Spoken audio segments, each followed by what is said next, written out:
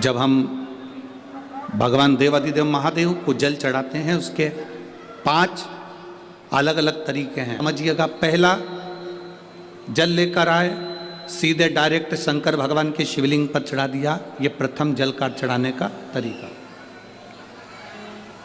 दूसरा,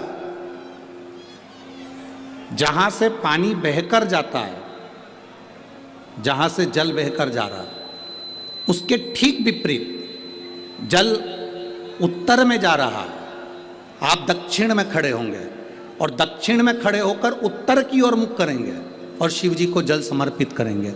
ये रोग मुक्ति करने वाला है और हमारे रोग पर हमें विजय प्रदान करने वाला है। ये जल चढ़ाने का तरीका। एक सीधे मंदिर में गए, लोटा भरकर जल उठाया, शिव जी को चढ़ा दिया। दूसरा जल, जहाँ से पानी बहता है, शिव जी का चढ़ा हुआ जल जहाँ से बहकर जाता है उसके ठीक विपरीत में, शिव जी का जल इधर जा रहा है तो तुम यहाँ खड़े हो, तुम यहाँ बैठो, यहाँ मत बैठना, यहाँ मत बैठना, इधर बैठो। अगर रोग का निवारण है तो यहाँ बैठकर। तीसरा, अशोक सुंदरी से जल चढ़ाते चढ़ाते शिवलिंग तक लेकर जाना और शंकर भगवान के शिवलिंग पर पूर्ण जल समर्पित करना। ये तीसरा तरीका। ये कार्य की सिद्धता के लिए हम जब किसी से आस ना लगाकर परमात्मा से विनती करते हैं तो वो विनती करने का तरीका। तीसरा। चौथा, शिव जी पे चढ़ा हुआ जल 5 जगह पर समर्पित करना। गणेश जी, कार्तिकेय, अशोक सुंदरी, शिवलिंग और जलाधारी। ये चौथा क्रम है। जब जिस नारी का, जैसे एक पत्र है, देखिए,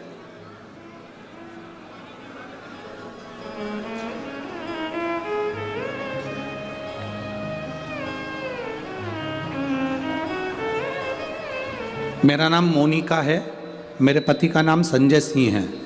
मैं दिल्ली स्वरूप नगर की निवासी हूँ। कहीं बैठी हों तो हाथ हिला सकती हैं। अगर कहीं बैठी हों तो हाथ हिला सकती हैं। मेरा नाम मोनिका है, मेरे पति का नाम संजय सिंह है। मैं दिल्ली स्वरूप नगर की निवासी हूँ। मेरा फ़ोन नंबर ये है। कहीं बैठी हैं? अच्छा, सीढ़ी पर है। ठीक है, आप हाथ हिला दीजिए। श्री शिवाय नमस्तुभ्यम। ठीक है, कैमरे वालों को दिख गया है ना? ठीक है। भोले बाबा की कृपा का मैं क्या वर्णन करूं गुरुदेव। आप जो जल चढ़ाने का तरीका वर्णित करते हो, अगर उसको नियम से धारण करने वाला व्यक्ति होता है तो बाबा सुनता जरूर है। गुरुदेव, 2013 में मेरी शादी हुई, मुझे संतान का सुख नहीं हुआ। 10 साल हो गए, औलाद नहीं हुई। दिल्ली का एक हॉस्पिटल जिसको हम दिखा सकते थे, अच्छे से अच्छा डॉक्टर जिससे हम जांच करा सकते थे, उसके अनुसार हमारे को संतान का सुख नहीं था। आयुर्वेदिक डॉक्टर, अंग्रेजी दवाई, होम्योपैथिक सब कराई, IVF भी कराया तो भी संतान का सुख नहीं आया। आखिरी में डॉक्टर ने कह दिया, इधर उधर मत भटको, तुम्हें संतान नहीं होगी। जिसने जहाँ कहा हम वहाँ पर भी गए, गोदी भरवाई, झोली भरवाई, पर संतान नहीं आई। गुरुदेव, मेरे बाबा की कृपा किसको कहते हैं? आपने बेलपत्री के वृक्ष के नीचे जल चढ़ाना, उसमें से जल बचाकर शिव जी को समर्पित करना, सफ़ेद आंकड़े की जड़ का प्रयोग करना, ये बताया था। और मेरे बाबा की कृपा से मेरा गर्भ ठेरा। मेरे बाबा ने मुझे आज 10 साल के बाद औलाद दी है। मैं उसको यहाँ प्रणाम कराने के लिए लेकर आई हूँ, उसको नमन कराने के लिए लाई। बच्चा लाए हैं क्या साथ में?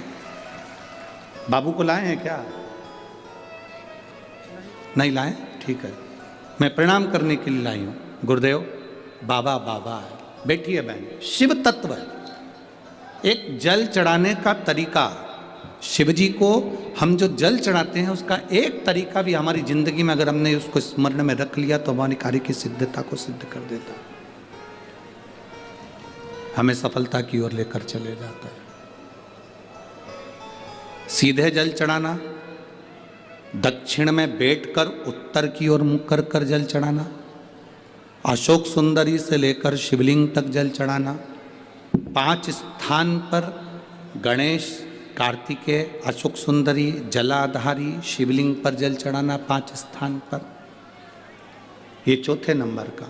और 5वां जल समर्पित करना,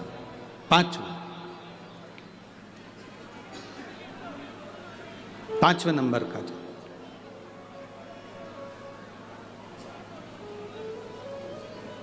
शिव जी को 5म नंबर का जो जल आता है, जो जलाधारी है, ऊपर जिसमें पानी भरा रहता है और नीचे एक एक बूंद टपकता रहता है, जलाधारी में जल समर्पित कर कर उसी जल को बचाकर अशोक सुंदरी वाली जगह पर थोड़ा सा चढ़ाकर उसी में से जल शिवलिंग पर जब हम समर्पित करते हैं तो हम जिस कार्य के लिए जा रहे हैं वो कार्य सफल होता ही है।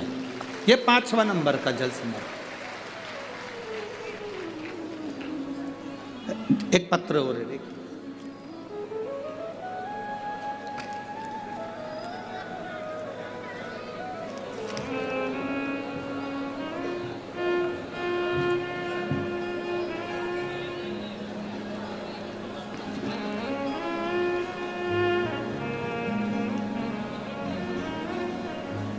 संतुबेन, उम्र 60 वर्ष, नवसारी, गुजरात से आई हैं।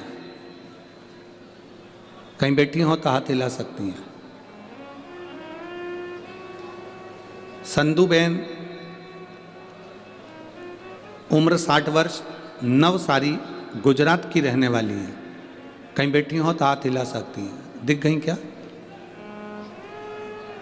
कहीं बैठी हैं? अच्छा, ठीक है, हाथ हिलाओ दीदी एक बार। हाँ, दिख गए, ठीक है, ऐसे हाथ हिला दो एक बार। श्री शिवाय नमस्तुभ्यम, दिख गए। मैं गुजरात की निवासी हूँ गुरुदेव। 2014 में मुझे कैंसर हुआ था। तब मैंने गुजरात के एक अच्छे अस्पताल से अपना इलाज करवाया। कीमो, रेडिएशन के बाद ऑपरेशन करवाना पड़ा। 7 साल के बाद फिर वापिस मुझे कैंसर हो गया। दूसरी बार कैंसर हुआ, फिर वापिस दर्द चालू हुआ, वैसा कि वैसे कीमो चालू हुआ, फिर वापिस ऑपरेशन कराया गया। इस बीच मेरी रिश्तेदार ने, जब हमने दूसरी बार कैंसर होने पर ऑपरेशन करवाया, उसके बाद मेरे रिश्तेदार मिलने के लिए आए और उन्होंने कहा, टीवी पर शिव महापुराण की कथा आती है, आप उसको सुनना प्रारंभ करो। डॉक्टर के हिसाब से ये कैंसर बार बार हर 2-3 साल में वापिस आना था। पर गुरुजी, मैंने शंकर की कथा को सुनना प्रारंभ करा। शिव जी पे चढ़ा हुआ 1 लोटा जल चढ़ाकर पीना प्रारंभ करा। बाबा की कृपा से मेरा स्वास्थ्य ठीक हुआ। पर गुरुदेव, वापिस कुछ समय के बाद में बीमारी फिर आ गई। अब बीमारी फिर आई। मैंने भोलेनाथ जी से विनती करी, बाबा तू सबका रोग दूर करता है। सियोर वाला महाराज कहता है कि जो शंकर जी पे चढ़ा हुआ जल पीता है, बेलपत्र खाता है, उसके दुख दूर हो जाते हैं। तो ये बीमारी वापिस जब मैंने जांच कराई तो ये बीमारी फिर पलट कर क्यों आ रही है? 2 बार आकर चली गई। अब मैं ठीक थी, फिर वापिस बीमारी आ गई। गुरुदेव, ये यहाँ आने के 10 दिन पहले की बात बता रही हूँ। मुझे वापिस कैंसर बताया। 10 दिन पहले मुझे कैंसर बताया। मैंने बाबा से कहा, बाबा ये बीमारी कैसे पलट कर आ गई, जब तो मैं बेलपत्र भी खा रही हूँ और जल भी पी रही हूँ। मेरा विश्वास नहीं माना और मैंने फिर बाबा के मंदिर में जाकर बाबा को अशोक सुंदरी वाले स्थान पर जल चढ़ाकर शिव जी को जल चढ़ाया और थोड़ा सा जल बचाकर बेलपत्र को चढ़ाया, थोड़ा सा जल नंदी को समर्पित करा, चारों जगह का जल लेकर आचमन करा। आचमन करने के बाद मैंने वापिस दूसरी बार जांच कराने के लिए हॉस्पिटल में मेरे परिवार वाले लेकर गए।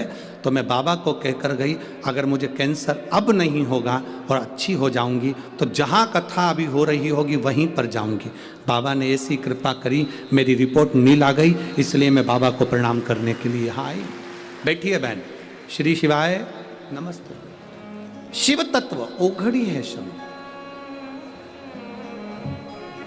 5 स्थान, 5 तरह का जल चढ़ाने का समर्पण। अब आपको बोलना है, हमें सुनना है। पहला स्थान डायरेक्ट आए, बोलो जम के, कहाँ चढ़ाया? शिव जी पर। दूसरे नंबर का जम के बोलते जाओ, दक्षिण में बैठकर उत्तर की ओर मुख कर कर शिवलिंग पर समर्पित करना। तीसरा अशोक सुंदरी से शिवलिंग तक।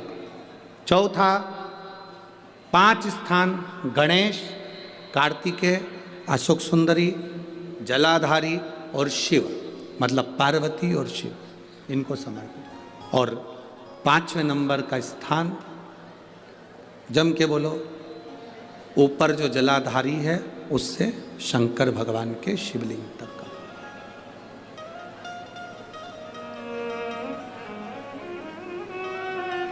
कोई कोई दवा। अब कई लोग कहते हैं गुरुजी ये क्या तरीका है आपका? शिव जी को डायरेक्ट जल चढ़ाने का तरीका होता है, तुमने तो 5 तरह का तरीका बता दिया। कभी कभी डॉक्टर के पास जाओगे, वो ग्लूकोज की बोतल चढ़ाता है, बोलो चढ़ाता है कि नहीं चढ़ाता? अब तुम डॉक्टर से कह दो साहब ये ग्लूकोज की बोतल मत चढ़ाओ, मैं तो इसको पी जाती हूं। डॉक्टर साहब बोलेगा कि पी जाओ इसको? बोलो तो जम के, नहीं ना, डॉक्टर मना करेगा, नहीं नहीं, इसको तो तुम्हें निडल द्वारा शरीर में धीरे धीरे नस के द्वारा इसको लेना पड़ेगा और ये पी नहीं सकते। ये ग्लूकोज की बोतल है, इसको तो आप डायरेक्ट पियोगे नहीं, इसको हम डायरेक्ट पीने नहीं देंगे। दवाई होगी पीने देगा, गोली होगी खाने देगा, ग्लूकोज की बोतल होगी उसको निडल के द्वारा चढ़ाएगा, वो पीने नहीं देगा। उसी तरह अलग अलग तरीके की दवा अलग अलग तरीके से ली जाती है। कोई दवाई डॉक्टर कहता है रात को लेना, कोई दवाई सुबह लेना, कोई कहेगा दोपहर में लेना, कोई कहेगा कि इसको दूध से लेना, कोई कहेगा इसको पानी से लेना। तो ये उसकी तरीका अलग है, हमें उस तरह से वो दवाई असर करती है। और तेरा ही दिया मैंने खाया पिया है, तेरा शुक्रिया है, तेरा शुक्रिया है। मुझे भोले बाबा ने बहुत दे दिया है, तेरा शुक्रिया है, तेरा शुक्रिया।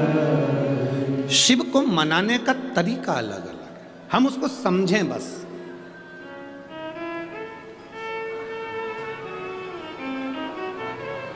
मिलेगा जरूर, कोई ज्यादा घूम कर गया है, कोई नजदीक से गया, मिलेगा जरूर।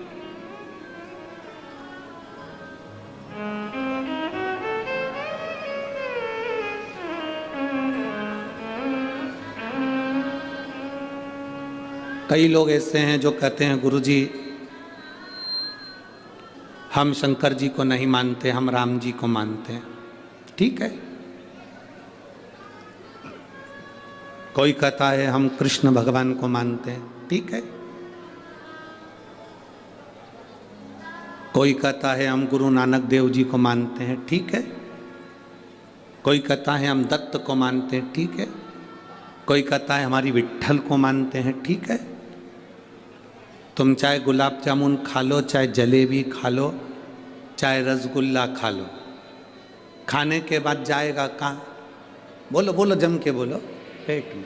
चाहे तुम राम कहो, चाहे तुम श्याम कहो, चाहे गुरु नानक देव कहो, चाहे तुम हरि विट्ठल कहो, चाहे तुम शिव कहो, अंत में जीव जाना वहीं पर है। वहीं मार्ग अलग है। किस मार्ग से जा रहे हो आप? किस मार्ग से पहुंच रहे हो?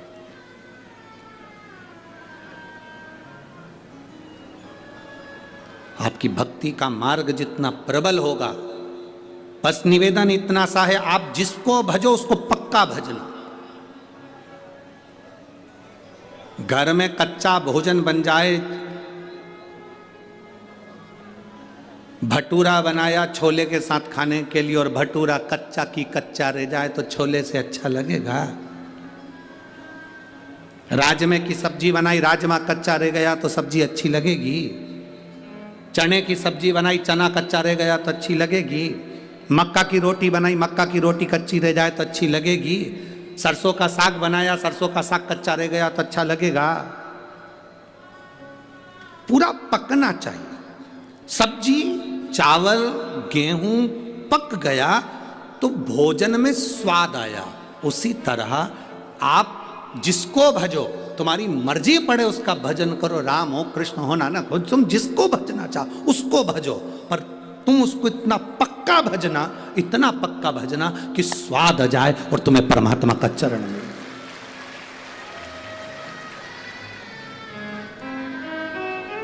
शंभु शरणे पड़ी, मांगू घड़ी रे घड़ी, दुख काटो दया करी न दर्शन।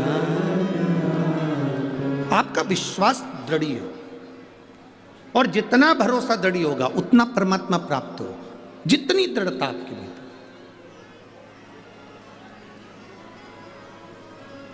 अगर भरोसा पक्का नहीं है तो परमात्मा नहीं मिल सकता, आप कितना ही प्रयास करें।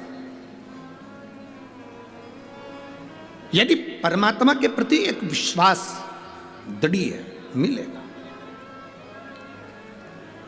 एक व्यक्ति ने प्रवचन में सुना कि जब कोई गिरता है तो उसको भगवान अपनी गोदी में झेल लेता है। जब कोई गिरता है उसको भगवान अपनी गोदी में झेल लेता है, उसको भगवान अपनी गोदी में उठा लेता है। उसने सुना और विचार करा कि गुरुजी प्रवचन में कह रहे थे जब कोई गिरता है तो उसको भगवान झेलता है, गोदी में उठा लेता है। उसने कहा आज मैं गिर के देखता हूँ। सामने कुआं था और वो कुएं पे चढ़ गया, कूदने ही वाला था कुएं के अंदर कि मैं भी तो देखूं भगवान मुझे झेलता है कि नहीं झेलता, उठाता है कि नहीं उठाता। कुएं में कूदने वाला था। और जैसे ही कुएं में कूदने वाला था तो इतने में उसके मन में आया मैं कुएं में कूद जाऊंगा। पंडित जी ने तो प्रवचन में कहा है कि भगवान झेलता है, और अगर मैं कुएं में गिर गया और भगवान मुझे झेलने नहीं आया तो पंडित जी का क्या जाएगा, अपन निपट जाएंगे। अब पंडित जी का जाएगा क्या? पंडित जी ने तो प्रवचन में कह दिया कि भगवान गोदी में झेलता है कोई गिरता है तो। अब पंडित जी ने यह थोड़ी ना कहा था कि जान करके कुएं में गिर। पंडित जी बोले थे क्या कि जान करके कुएं में गिरना? पंडित जी ने कहा था जब कोई गिरता है भगवान उसको झेलता है। तो उसने कहा चलो मैं कुएं में गिर के देख लेता हूं। पर उसने सोचा अगर मैं कुएं में गिरूंगा और भगवान मुझे झेलने नहीं आया, भगवान मुझे उठाने नहीं आया तो फिर मैं तो मर जाऊंगा, पंडित जी का क्या जाएगा। एक काम करता हूं, मैं कुएं में गिर भी जाऊं और बच भी जाऊं। अगर भगवान नहीं आया तो मैं बच भी जाऊं। तो उसका एक साधन है, अपने पांव को रस्सी से बांधता हूं और कुएं में लटक जाता हूं। अब पांव को उसने रस्सी में बांधा, कुएं ने पेड़ से रस्सी को बांधा और कुएं में गिर गया। भगवान उसको झेलने के लिए नहीं आया, भोलेनाथ उसको लेने के लिए नहीं आए, परमात्मा उसको लेने नहीं आए, परमात्मा उसको लेने के लिए नहीं आया। अब 5 दिन निकल गए, वो उल्टा की उल्टा ही लटका है। वहीं से एक व्यक्ति निकल कर जा रहा था, उसने देखा कोई बेचारा कुएं में लटका हुआ है, उसको निकाल दूं। तो वो निकालने लगा। उसने कहा नहीं नहीं नहीं, मुझको मत निकालना। मैंने प्रवचन में सुना है, पंडित जी कह रहे थे जब कोई गिरता है तो भगवान उसको गोदी में झेलता है। तो वो जो व्यक्ति था उसने पूछा तेरे पंडित जी ने ऐसा गिरने बताया है? उसने कहा ऐसा ही बताया। तो उसने सोचा मैं भी गिर के देख लेता हूँ, भगवान मुझे भी झेलेगा। अब उसके पास रस्सी नहीं थी, बड़ के पेड़ की बट वृक्ष की डालियां तोड़कर लाया, उसको एक दूसरे से बांधा और पेड़ की डालियों से उसने पांव बांधा और कुएं में कूद गया, लटका। अब रस्सी तो मजबूत थी, रस्सी तो मजबूत थी, ढीले कम करो, रस्सी मजबूत थी। तो वो पहले वाला जो रस्सी से बंधा हुआ था वो तो उसमें नहीं गिरा, पर जिसके पेड़ की डालियां बंधी हुई थी, पेड़ की डालियों से बंधा हुआ था, डालियां टूटने लगी और वो व्यक्ति नीचे गिरने लगा। जैसे ही गिरने लगा उस समय पर भोलेनाथ ने आकर उसको गोदी में झेल लिया, परमात्मा ने आकर झेल।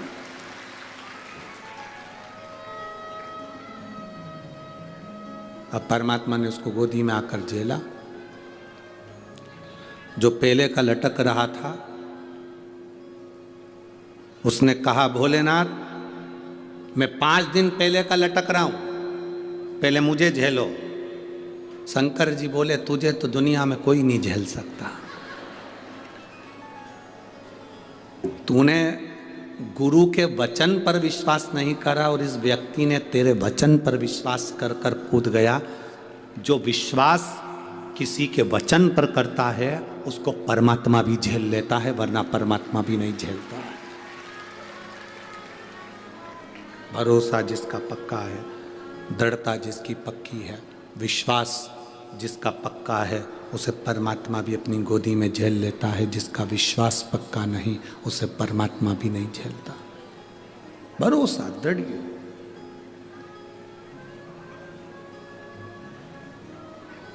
दृढ़ भरोसा। हम परमात्मा पर, इस बहन ने, गुजरात से आई हुई इस बहन ने लिख दिया कि मैं नहीं जानती, मैंने बेलपत्र खाया है, बाबा आवाज ठीक करो,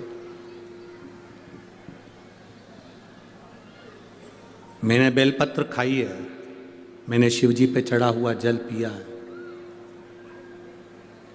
मैंने शंकर भगवान का गुणगान किया है, तो ये मेरा भरोसा कहता है कि मुझे वापिस कैंसर नहीं आ सकता। उसने लिखा और पत्र में लिख रही, मैं अपनी रिपोर्ट लेकर आई। एक दृढ़ता भीतर होना चाहिए। एक पत्र और है, देखिए,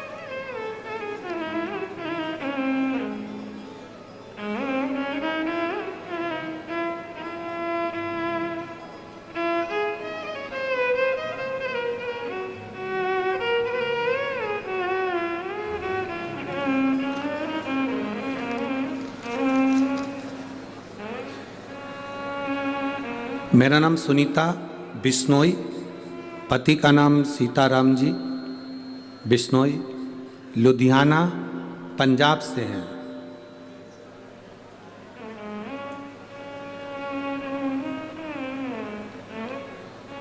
कहीं बैठे हैं क्या? ठीक है, बाकी के सब लोग हाथ मत हिलाओ। जिनका नाम लिया जा रहा है केवल वही हाथ हिला। सुनीता बिश्नोई जी, हाथ हिलाइए एक बार। हाँ ठीक है, दिख गए। मेरे पति का नाम सीताराम जी बिश्नोई, हम लुधियाना पंजाब से आए हैं, मेरा मोबाइल नंबर ये है। मैं वर्णन करना चाहती हूँ 1 लोटे जल का, शिवजी पे चढ़ी हुई बेलपत्र का। मेरी माँ की किडनी पूरी तरह से डैमेज हो गई थी, 2 महीने तक खाना नहीं खाया, किडनी पूरी तरह से बेकार हो चली। तब हमने शिवजी पे चढ़ा हुआ जल देना उनको चालू करा। सीहोर गए, वहाँ से रुद्राक्ष लाए, कंकर शंकर की पूजन करी, वहाँ से रुद्राक्ष लेकर आए, उसको तांबे के कलश में गलाया, शिवजी को चढ़ाया, उस पानी को देना चालू करा। आज हम बाबा को प्रणाम करने के लिए आए हैं। डॉक्टर के हिसाब से डायलिसिस चालू होना था और कुछ ही दिन में डायलिसिस का क्रम चालू हो गया था, पर मेरे बाबा ने मेरी माता को ठीक कर दिया। इसलिए हम लोग लुधियाना से यहाँ प्रणाम करने के लिए आए हैं। मेरे माता की किडनी वापस काम करना प्रारंभ करे। ये शिव तत्व है। ओ घड़ी शंभु, बैठिए बहन। श्री शिवाय नमस्तुभ्यम, बैठिए। शिव तत्व एक हमारा विश्वास जब जागृत होता है, जब हमारा भरोसा दृढ़ होता है, तो परमात्मा हमारे करीब में होता है। परमात्मा हमारे पास कब तक नहीं आता? जब तक हमारा भरोसा दृढ़ ही नहीं होता।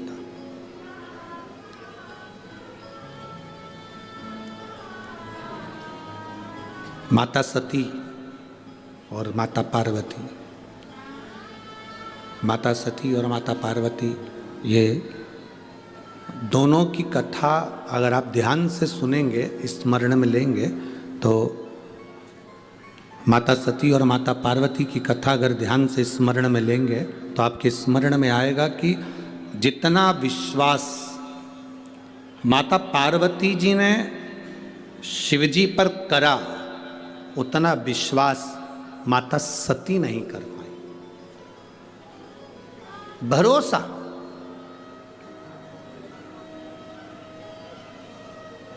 अगर सती मैया विश्वास कर लेती ना तो माता सती को जलकर भस्म नहीं होना पड़ता। अगर सती मैया विश्वास कर लेती तो सती माता के प्राण नहीं जाते। सती मैया ने शिवजी के वचन पर विश्वास नहीं करा, और पार्वती जी ने जितना जितना भोलेनाथ जी बोले हैं उतना उतना उनका भरोसा पक्का हुआ। जितना बोले, आप आए हो शिव महापुराण की कथा में, लाखों की संख्या में पहुंचे हो, पूरे स्टेडियम में कहीं जगह नहीं है।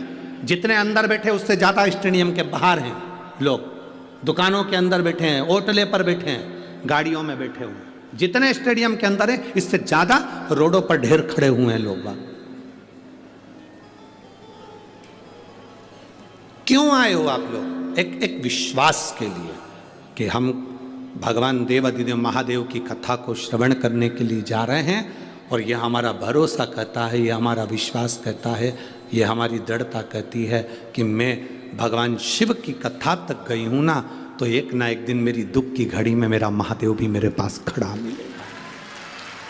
ये विश्वास आपके भीतर जागृत हो गया, ये भरोसा आपके भीतर जागृत हो गया, और ये विश्वास, ये दृढ़ता, ये भरोसा, ये मूल है, सबसे मूल।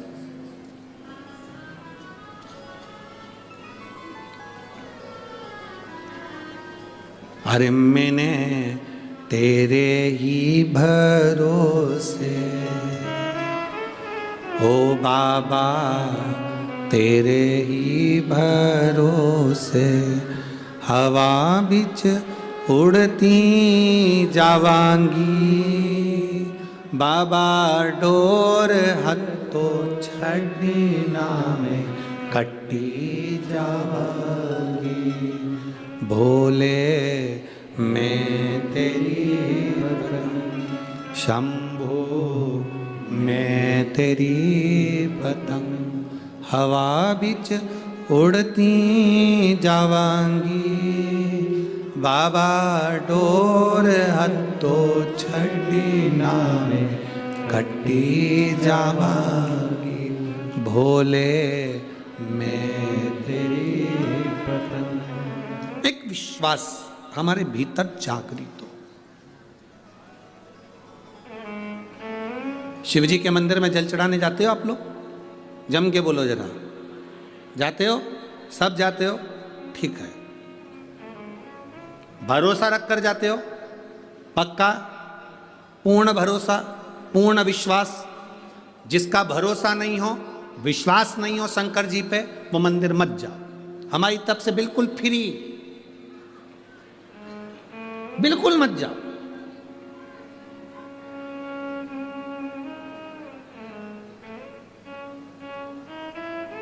आज एक लड़का कह रहा था, गुरुजी हम बड़े दुखी हैं। हमने पूछा काय को दुखी हो? हम बेरोजगार हैं। हमने कहा जिनके पास रोजगार है वो सुखी हैं, हम बेरोजगार हैं इसलिए दुखी हैं। हमने कहा सबसे ज्यादा सुखी तुम हो, एक जगह बंधे नहीं हो, तुम्हारा मन पड़े वो काम कर सकते हो और आगे बढ़ सकते हो। एक जगह बंधे नहीं हो। नौकरी करने वाला एक जगह बंधा होता है, दुकान करने वाला एक जगह बंधा होता है। बेरोजगार व्यक्ति बंधा नहीं है, उसके मन में आए वो दिल से जो काम करेगा उस पर सफल होगा।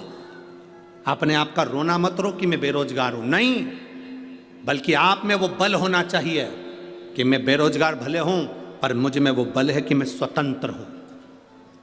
नौकरी वाला नौकरी में बंधा है, दुकान वाला दुकान में बंधा है, शोरूम वाला शोरूम में बंधा है। तुम बेरोजगार हो ना, तुम स्वतंत्र हो। स्वतंत्र हो तो तुम्हारा मन पड़े वो काम तुम कर सकते हो। बस तुम्हारे काम में तुम्हारी लगन होना चाहिए, तुम्हारी मेहनत होना चाहिए और तुम्हारा कर्म प्रबल होना चाहिए। तुम सक्सेस हो जाओ, सफल हो जाओ। हमेशा एक बात का रोना लेकर बैठ जाते हो, हम बेरोजगार हैं, बेरोजगार हैं। अरे तो क्या रोना, मेहनत करो, 50 काम कर सकते हो। एक जगह बंधे हुए नहीं हो, 50 काम कर सकते हो। आप भी स्वतंत्र हैं। जितने लोग आस्था चैनल पर कथा सुन रहे हैं, जितने फेसबुक यूट्यूब पर कथा सुन रहे हो, जितने भटिंडा की पवित्र भूमि पर, पंजाब की धरा पर, भूमि पर इस कथा को सुन रहे हैं, स्वतंत्र हो आप। आपका विश्वास अंदर से दृढ़ है तो आप शंकर के मंदिर जाइए। आपका विश्वास दृढ़ है तो शिव जी को एक लोटा जल चढ़ाइए। विश्वास नहीं है, बिल्कुल मत जाओ। तुम्हारा विश्वास ही नहीं तो परमात्मा मिलेगा कैसे? 4 दिन चलेगा, फिर बाद में कहा हमने तो गुरु जी के कहने पर करा था, पर हमें तो कोई फायदा नहीं हुआ। जिनको हुआ उनके पर्चे ढेर सारे पड़े हुए, उनके पत्र ढेर सारे पड़े। विश्वास जागृत होना चाहिए, भरोसा। मानो तो मैं गंगा मां हूं, ना मानो तो बहता पानी।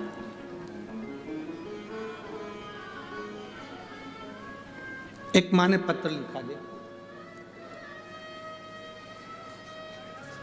रुमाल में लिखा है, और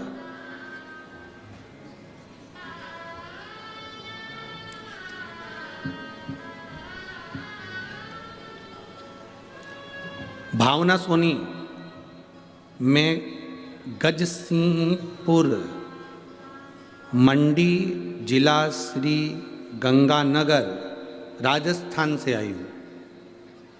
कहीं बैठी हो तो हाथ हिला सकती हैं अगर कहीं बैठी हो। मेरा नाम भावना सोनी, मैं गजसिंहपुर मंडी जिला श्री गंगानगर राजस्थान से आई हूँ। मैं वर्णन करना चाहती हूँ गुरुदेव, मेरे यहाँ संतान नहीं थी कई सालों से, औलाद का सुख नहीं था मुझे। मेरा विश्वास भगवान पे से उठ गया था। आपकी कथा टीवी पर आती थी तो मैं आपको भी हल्के में ही लेती थी। अब बताओ, इतने भारी व्यक्ति को हल्के में ले रही।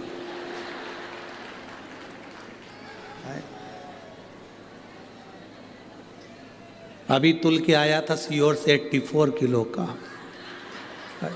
अब इतने भारी को इतने हल्के में ले तो कहाँ जाऊं, बताओ, तुम ही बताओ। अब आपको भी मैं हल्के में ही दे रही थी। मेरी सास ने, मेरे रिश्तेदारों ने कहा कथा सुना करो टीवी पर, तो मैंने भी कह दिया, ऐसा ढेर मारा जाता है। एक बात है, पत्र तो तुम लोग जोरदार लिखते हो रहे हो, बहुत जोरदार। इतने पत्र में एक नीचे पत्र पड़ा होगा, बाद में निकाल कर देखना। यहीं की बठिंडा की कोई एक बहन ने लिखा, तुम क्या क्या खाते हो।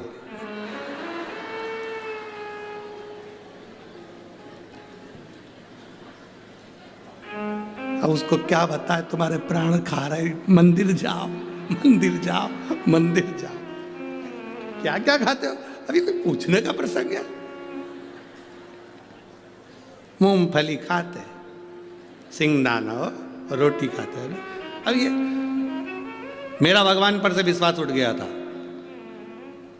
सबने कहा कथा सुनो, तो मैंने भी कह दिया, टीवी पे कथा सुनने से कोई बच्चे होते हैं? अरे गुरुजी, पर गजब। मैंने पहली बार शंकर जी के मंदिर में पांव रखा और जल चढ़ाना प्रारंभ करा।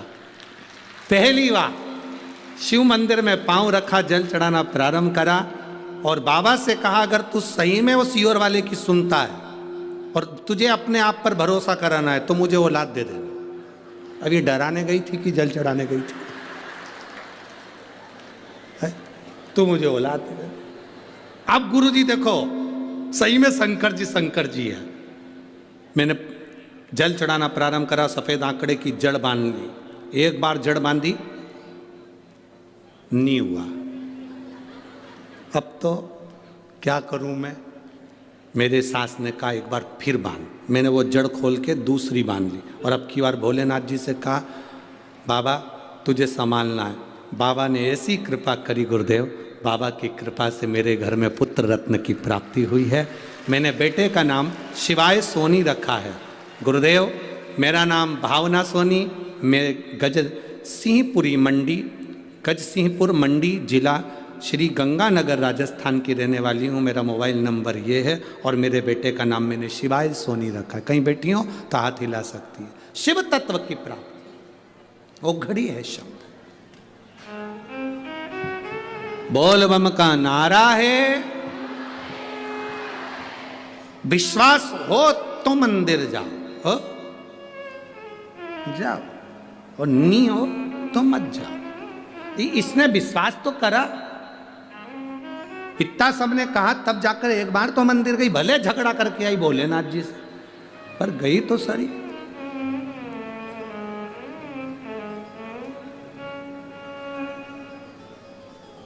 हमारा निवेदन है, पूरी दुनिया वजन के पीछे पड़ी है। जिसका वजन ज्यादा हो गया वो कम कर रहे हैं, जिसका कम हो गया वो ज्यादा कर रहे हैं। हमारा निवेदन है, वजन कम ज्यादा हो सकता है, कभी कभी भजन भी कम ज्यादा करते रहा करो तो जीवन सार्थक हो जाए। वजन अपनी जगह, एक विश्वास के साथ परमात्मा के मंदिर जाइए, एक विश्वास के साथ भगवान के दरवाजे पर जाइए। सती मैया ने भरोसा नहीं करा भगवान शंकर के वचन पर, पार्वती जी भरोसा कर ली पूरा, सती मैया भरोसा नहीं करी। भगवान शंकर ने सती से कहा, ये मेरे इष्ट देव हैं जिनकी मैं कथा सुनकर आ रहा हूं। सती मैया को भरोसा नहीं हुआ, भगवान अपनी पत्नी के लिए रो रहे हैं। रामचरितमानस में लिखा, रामायण में वर्णन आया, कुंभज ऋषि के यहां से कथा सुनकर भगवान शंकर आ रहे थे। कुंभज ऋषि जब कथा सुनने के लिए कुंभज बाबा के यहाँ गए थे, अगस्त ऋषि के यहाँ गए थे, तो अगस्त ऋषि ने हाथ जोड़कर भगवान शंकर और सती को प्रणाम किया था। सती मैया को लगा कि कथा बाचने वाला हमको प्रणाम कर रहा है। सती मैया को यह नहीं मालूम कि कथा बाचने वाला कथा सुनने वाले को प्रणाम करता है। हम भी यहाँ आते हैं तो आपके हाथ जोड़ते हैं। बोलो, जोड़ते कि नहीं जोड़ते? आपके हाथ जोड़ते। क्यों? क्योंकि तुम सुनने वाले हो, हम बाचने वाले हैं। कथा वाचने वाले से बड़ा होता है कथा सुनने वाला। कथा वाचने वाले से बड़ा होता है कथा सुनने वाला, क्योंकि आप कथा सुनने के लिए आए हो, कथा श्रवण करने के लिए आए हो। और वाचने वाला और सुनने वाले में बहुत अंतर होता है। सुनने वाला कथा सुनने के लिए बैठता है तो जमीन पर बैठता है, और जो जमीन पर बैठता है, जिसके पास जमीन होती है, वो जमींदार कहलाता है। तो तुम सब जमींदार हो, जमीन पर बैठे। कथा वाचने वाला एक चौकी पर बैठता है, जमीन पर बैठे तो जमींदार कहला, और चौकी पर बैठे तो चौकीदार। अब जमींदार बड़ा कि चौकीदार बड़ा? बोलो बोलो, जम के बोलो जरा। जमींदार। जमींदार की मर्जी पड़ी, बैठा तो बैठा, नहीं तो चल दिया। चौकीदार कहाँ जाएगा? बैठे रहे। जमींदार की मर्जी, बैठा जब तक बैठा, नहीं तो जेब में से निकाल के। और जैसे ही महाराज जी ने भजन गाया, और जैसे ही महाराज जी ने कहा हार हार महादेव, ये तो जमींदार है ना, मर्जी है उसकी।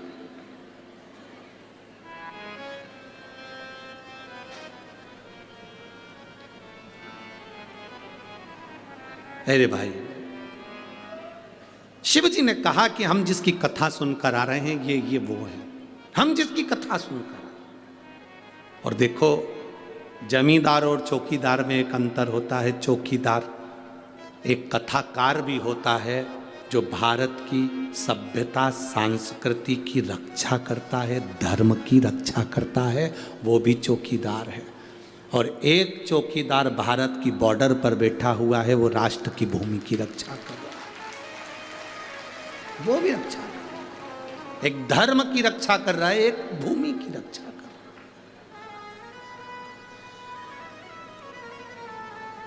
शिव कथा कर रहे हैं, भगवान शंकर का संवाद कर रहा है। सती मैया भरोसा नहीं कर पाई, और जिसका भरोसा नहीं, भगवान मिलना बहुत मुश्किल है। सती मैया का भरोसा दृढ़ नहीं हुआ, सती मैया का भरोसा पक्का नहीं हुआ। उन्होंने कह दिया ये भगवान है जो अपनी पत्नी के लिए रो रहा है, मैं भरोसा नहीं करती, जाओ परीक्षा लियाओ। परीक्षा लेने गई सती मैया, सीता माता का रूप रखकर परीक्षा लेने गई। शिव जी ने जान लिया, आते से सीता सती से पूछ लिया तुम परीक्षा लिया ही? वो कहती मैं परीक्षा लेने ही नहीं गई। अच्छा ठीक है, ध्यान लगा कर देखा तो परीक्षा ली और सीता का रूप रख कर गई थी, तो भगवान शंकर ने उनका त्याग कर दिया। विश्वास नहीं था इसलिए त्याग हुआ। जिसका विश्वास दृढ़ हो गया उसका त्याग नहीं होता। शंकर भगवान किसको पकड़ कर रखते? जिसका भरोसा दृढ़ होता। आपका भरोसा पक्का नहीं है, शिव नहीं पकड़ेंगे आपका भरोसा दृढ़ करना है। जब भरोसा दृढ़ होगा तो शिव को मिलने में देरी नहीं होती, शंकर मिलता है। एक पत्र चम्मच में लिख के भेजा है, अब इतनी सी चम्मच,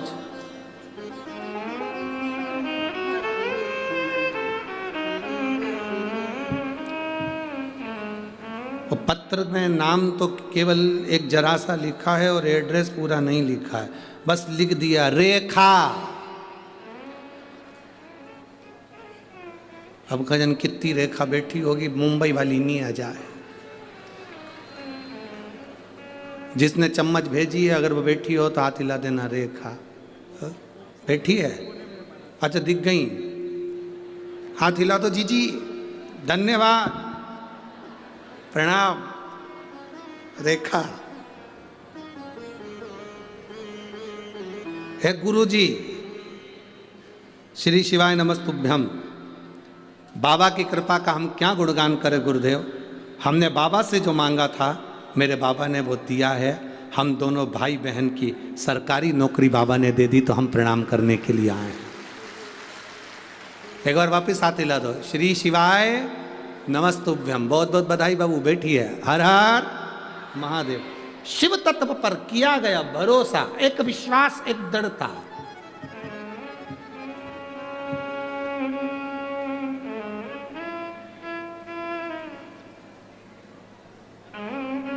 ये अपने भीतर की दृढ़ता होना चाहिए। उसके सहारे, उसके भरोसे रहोगे तो जिंदगी की सार्थकता अपने आप सिद्ध हो, अपने आप।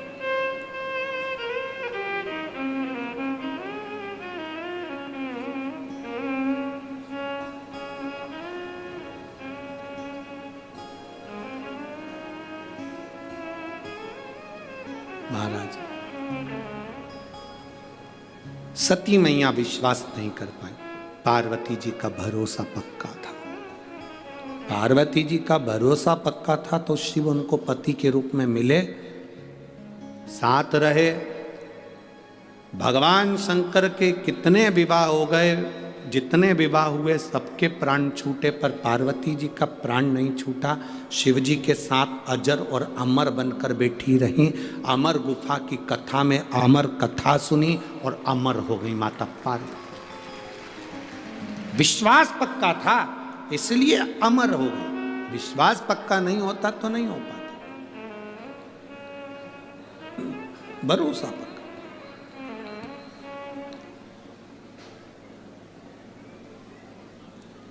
थोड़ा समय लग सकता है, थोड़ी देरी हो सकती है,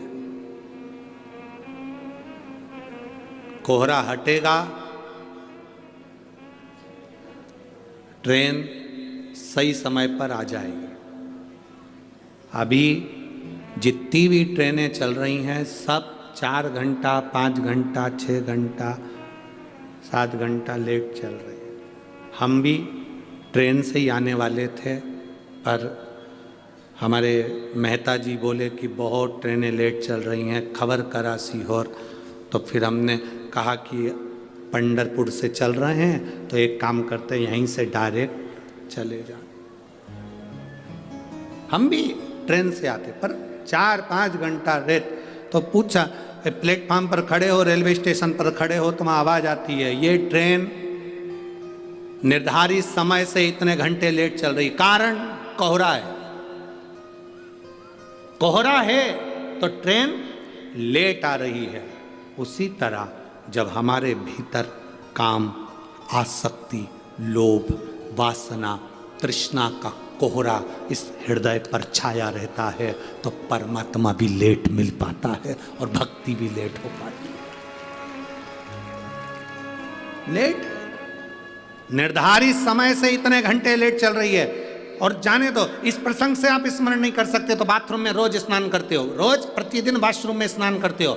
अभी ठंड का समय चल रहा है, गर्म पानी से नहाते होगे, गर्म पानी से नहाते होगे, नहाने के बाद दर्पण में मुख देखते होगे तो दर्पण में भी भाप जम जाती है, गर्म पानी की भाप दर्पण में जम जाती है। मुंह दिखता है? जम के बोलो जरा। नहीं दिखता। कांच में मुख नहीं दिखता क्योंकि गर्म पानी की भाप जम गई।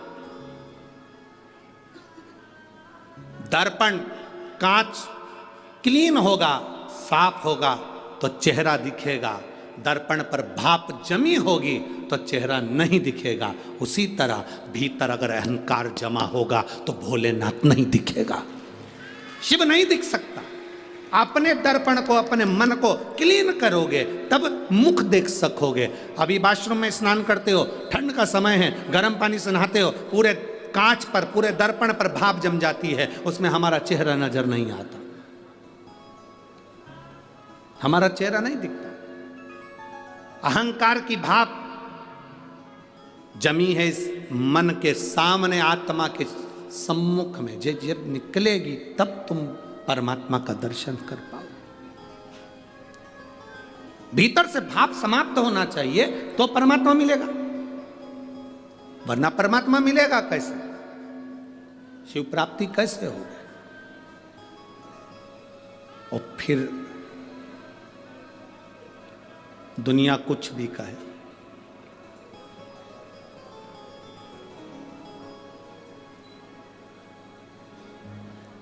कुछ भी कहे,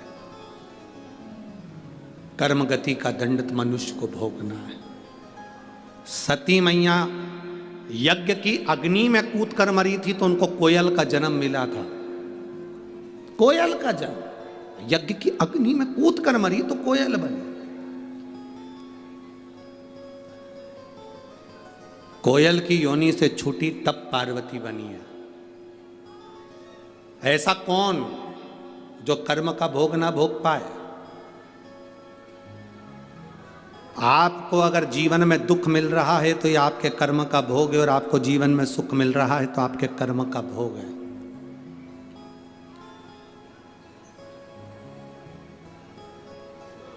देवकी मैया और वसुदेव जी कारागार में बंद थे।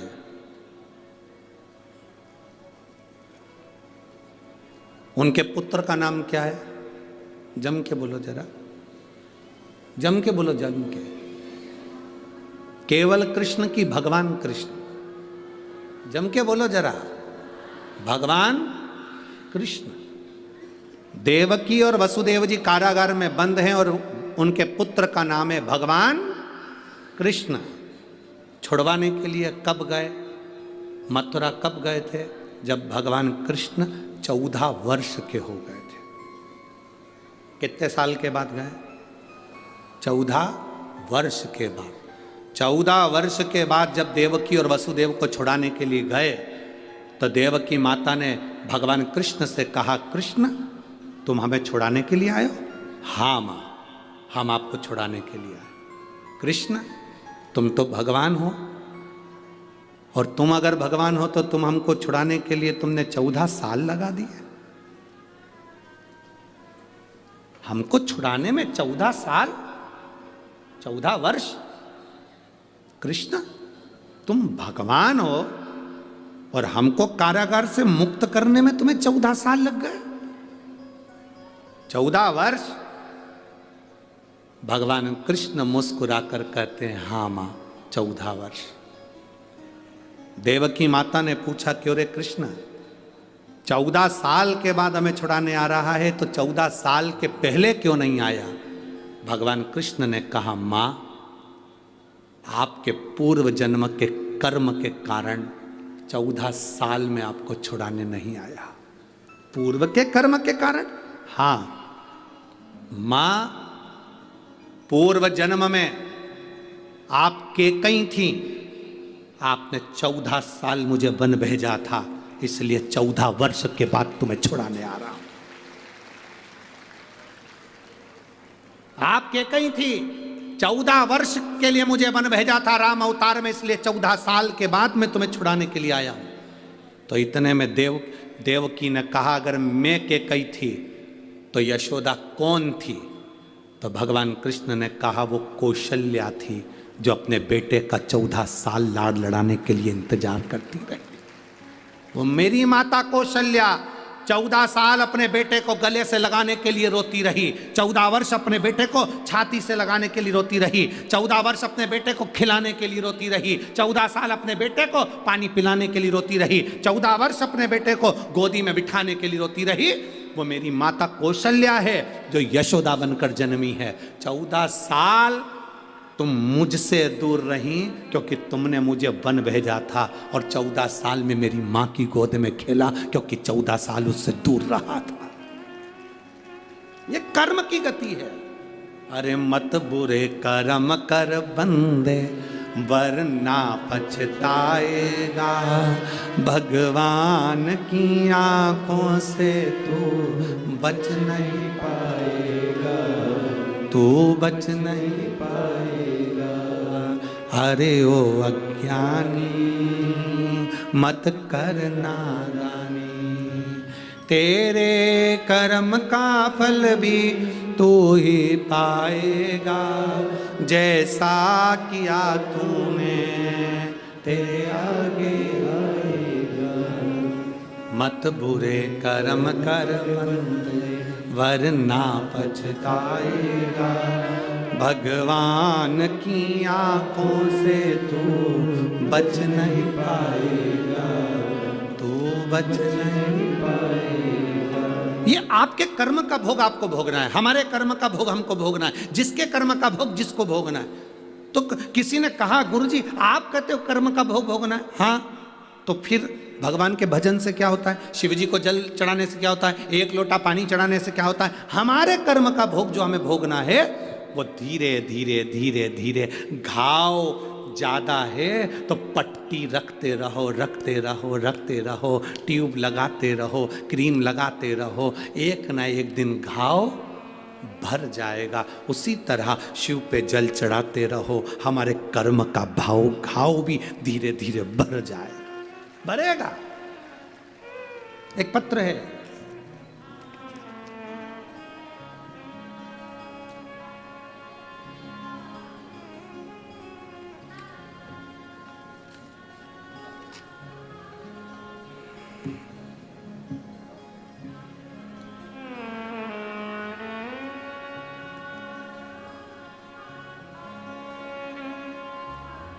मेरा नाम मीना अशोक चौहान है, जलंधर CRPF से आई हूँ। कहीं बैठी हैं क्या? बैठी हो तो हाथ हिला सकती हैं।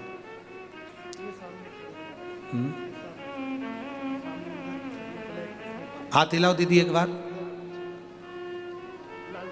हाँ, वापिस हाथ हिलाइए। ठीक है,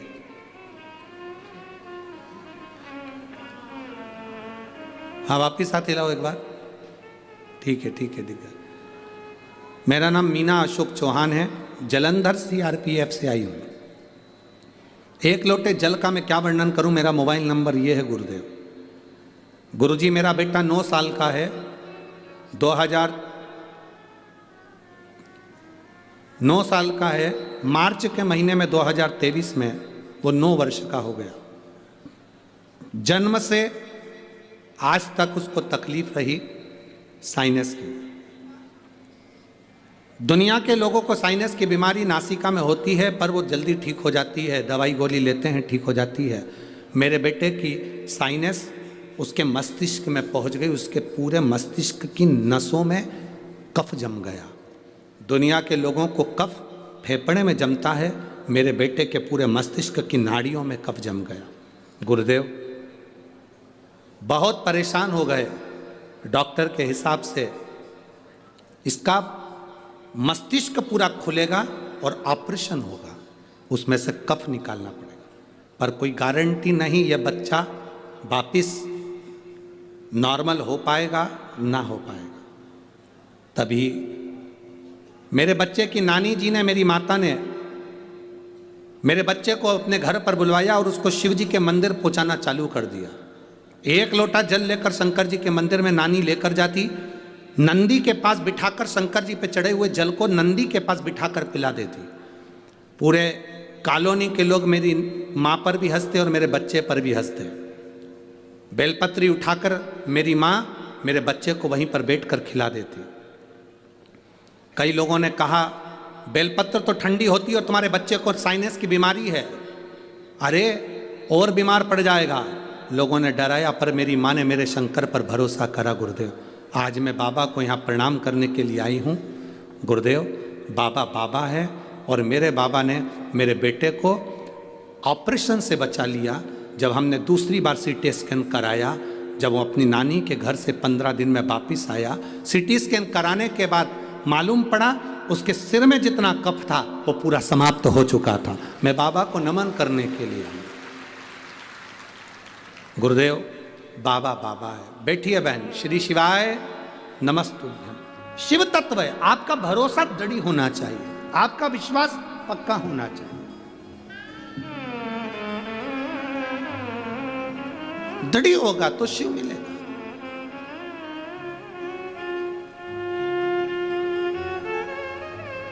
पक्का भरोसा रखिए। और हम तो बाबा के सहारे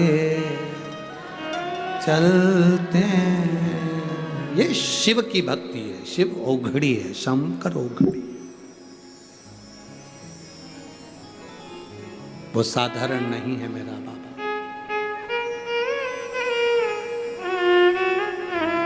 और जब वो कृपा करता है तो दुनिया केवल देखती रह जाती है। जब वो कृपा करता है दुनिया देखती रह जाती है।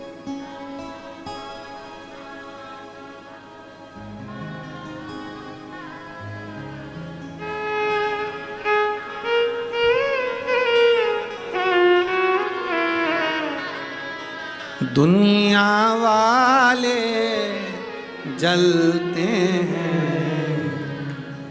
दुनिया वाले जलते हैं, हम तो बाबा के सहारे चलते हैं। हम तो बाबा के भरोसे चलते हैं। ये दुनिया वाले जलते हैं, ये दुनिया वाले जलते हैं। हम तो बाबा के भरोसे चलते हैं। हम तो बाबा के भरोसे चलते हैं। हार हार। अपने स्थान पर बैठकर भगवान शिव जी से अपने मन की बात बड़े भाव के साथ दिल से बाबा को प्रार्थना करें। शिव ओघड़ी से भगवान देवाधिदेव महादेव से अपने हृदय की बात कहिए। बड़े भाग्यशाली हैं बठिंडा पंजाब के सभी रहनिवासी।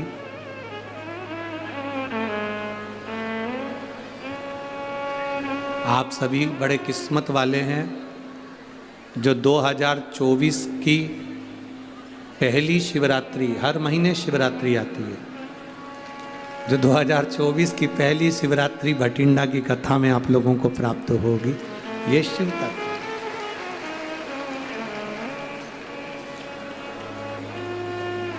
भाग्य है आप लोगों का। आज कितनी तारीख है? 7। शिवरात्रि की तारीख की है जनवरी की 9 तारीख की। और कथा कब तक चलेगी? 10 तक। पूरे बठिंडा वालों नजर उतर वाले ना तुम्हारी हो। ये शिव कृपा है, भगवान शंकर की करुणा, उनकी उदारता, उनकी दया है। बिना कृपा के ये मिलता ही नहीं।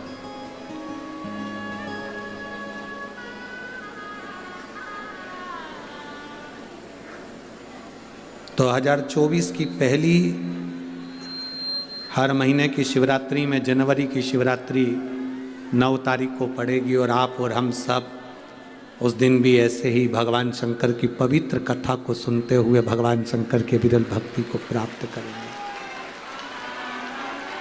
अविरल भक्ति को प्राप्त करेंगे।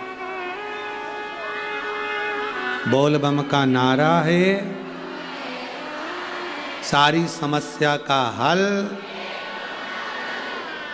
दिल से बाबा से प्रार्थना करेंगे, जहां जगह मिले वहां बैठकर बाबा से विनती भाव से पुकारेंगे आप और हम सब मिलकर मूल मंत्र का स्मरण भाव के साथ। श्री शिवाय नमस्तुभ्यं,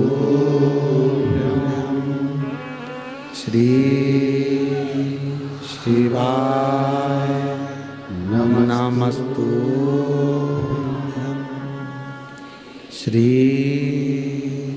शिवाय नमस्तुभ्यं, श्री शिवाय नमस्तुभ्यं, श्री शिवाय नमस्तुभ्यं। भोला सब दुख काटो मार, ओ भोला सब दुख काटो मार। शिव शंकर जपूं तेरी माला, भोले बाबा जपूं तेरी माला।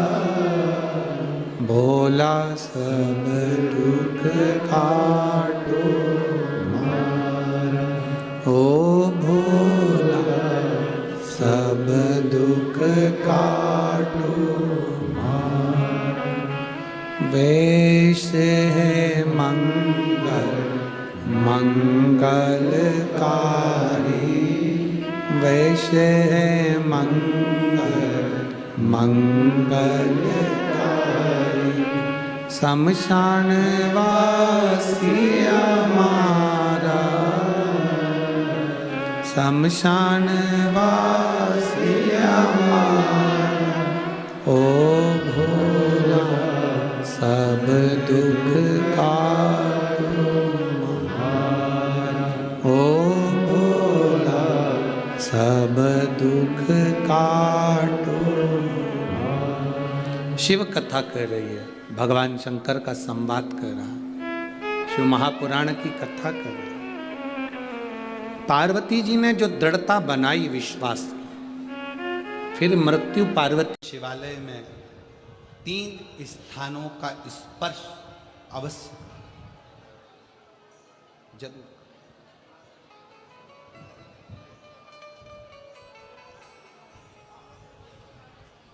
किसी किसी मंदिर में शंकर जी के शिवलिंग को छूने नहीं देते, जैसे दक्षिण साइड में, साउथ में। तो अपने ही घर में जो शिवलिंग है उसके 3 स्थानों का स्पर्श अवश्य करें। समझिए,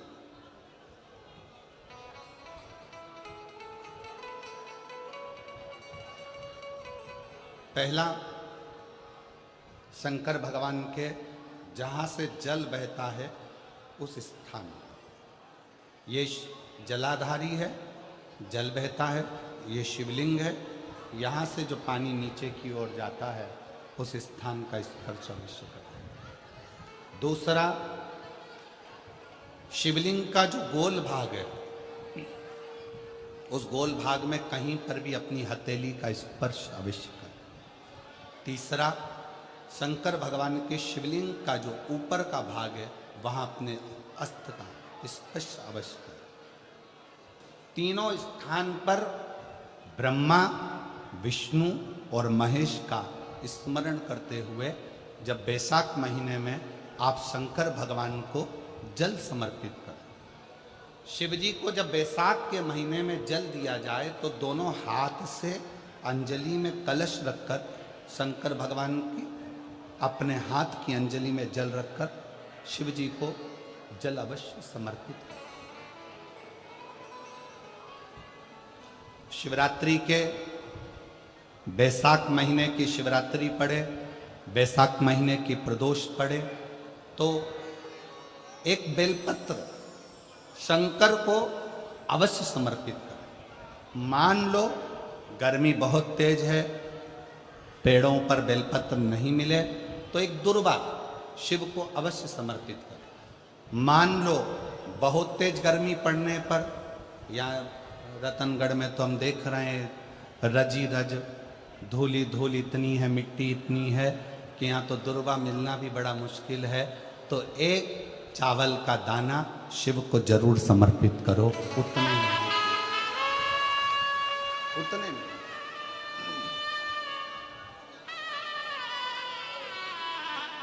और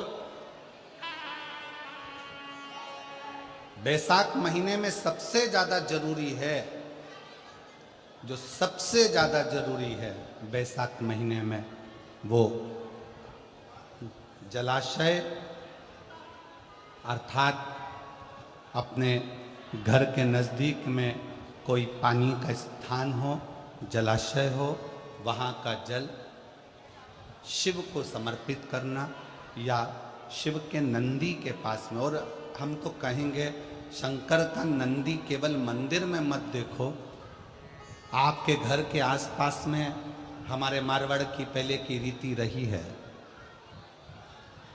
राजस्थान में बहुत सालों पहले, जब लगभग 19 से 20 साल पहले हम फलोदी में आए थे, 20 साल पहले, और 20 साल पहले जब हम फलोदी में आए थे राजस्थान में, तो हमने उस फलोदी राजस्थान में देखा था कि प्रत्येक घर के बाहर पत्थर का एक छोटा सा कुंडा जैसा होता।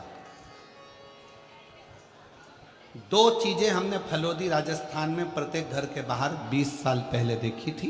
एक इतना बड़ा कुंडा पत्थर का जिसमें लोग भोजन रख देते हैं, और एक बड़ा सारा कुंडा जिसमें लोग पानी भर देते हैं, जिससे चिड़िया, पशु, पक्षी, गौ माता सब उस पानी को पीती रहे और आपका और हमारा कल्याण होता रहे। इस भाव से रखा,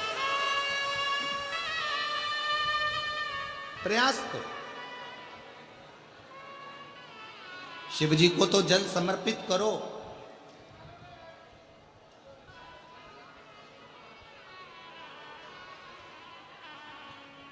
साथ में कोई जीव का भी अगर कल्याण हो जाए आपके एक लोटा जल से, तो उसको भी जल दीजिए, उसको भी।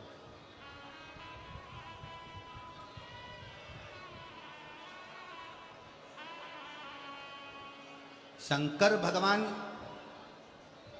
भगवान ओघड़दानी शिव, जिनका चढ़ा हुआ जल केवल मात्र स्पर्श, आचमन, दर्शन आपका और हमारा कल्याण कर दे।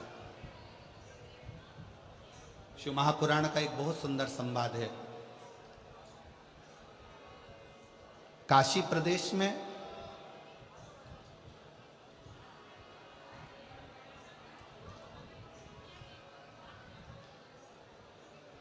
एक संवाद बड़ा सुंदर आता है महाराज।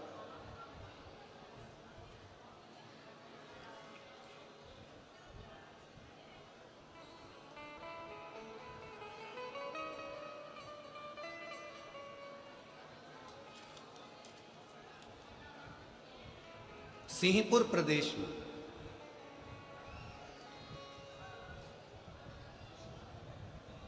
एक महाव्रती ब्राह्मण रहता था।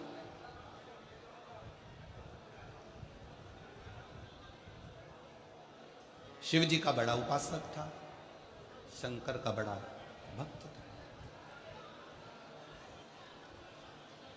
महाव्रती ब्राह्मण का कर्तव्य, सबसे बड़ा कर्तव्य उस महाव्रती ब्राह्मण का था कि शंकर के मंदिर में जाकर झाड़ू लगाना, पोछा लगाना, दीप लगाना, शिवलिंग को श्रृंगारित कर देना, स्नान करा देना, पूजन कर लेना और शंकर की भक्ति को धारण करना। पंचाक्षर मंत्र का जाप, षडाक्षर मंत्र का जाप।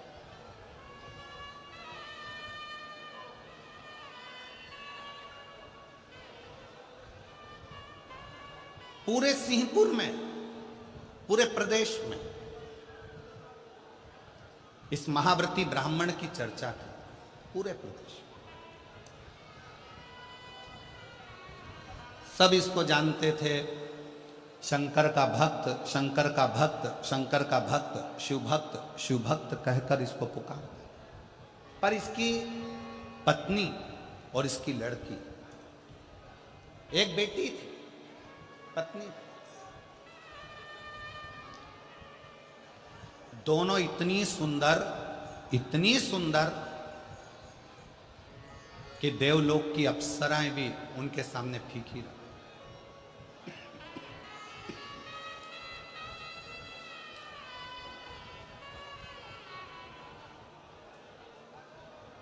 और शिव महापुराण की कथा एक बात बहुत अच्छे से कहती है, शरीर की सुंदरता से ज्यादा जरूरत है मन की सुंदरता की।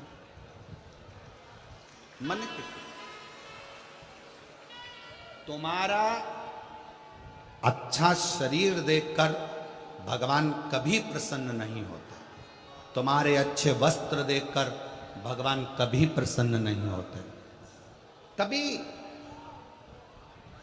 तुम्हारे शरीर पर आभूषण है, रतन है, सोना है, चांदी है, हीरा है, पन्ना है, उसको देखकर मेरा भगवान कभी प्रसन्न नहीं होता। तुम कितने सुंदर हो उसको देखकर भी भगवान कभी प्रसन्न नहीं।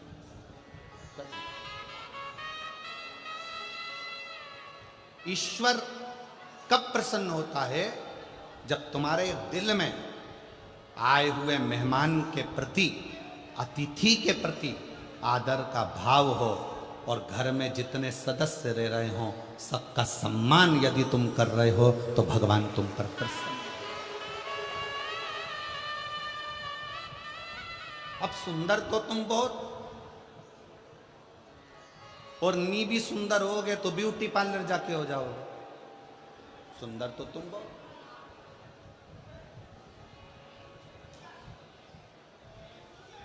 अब मालूम पड़े तुम्हारा चेहरा सुंदर है, तुम्हारा तन सुंदर है, तुम दिखने में सुंदर हो, और मालूम पड़े तुम्हारा जो मन है, तुम्हारा जो हृदय है, तुम्हारा जो मन है, मालूम पड़े वो व्यर्थ चर्चाओं में, व्यर्थ बातों में, व्यर्थ बातों में लगा हुआ है, तो वो किस काम का?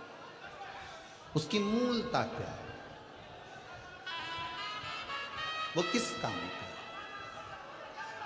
इसलिए शिव महापुराण की कथा ने एक बहुत सुंदर बात कही, शंभु शरण मांगो दुख काटो, दया करी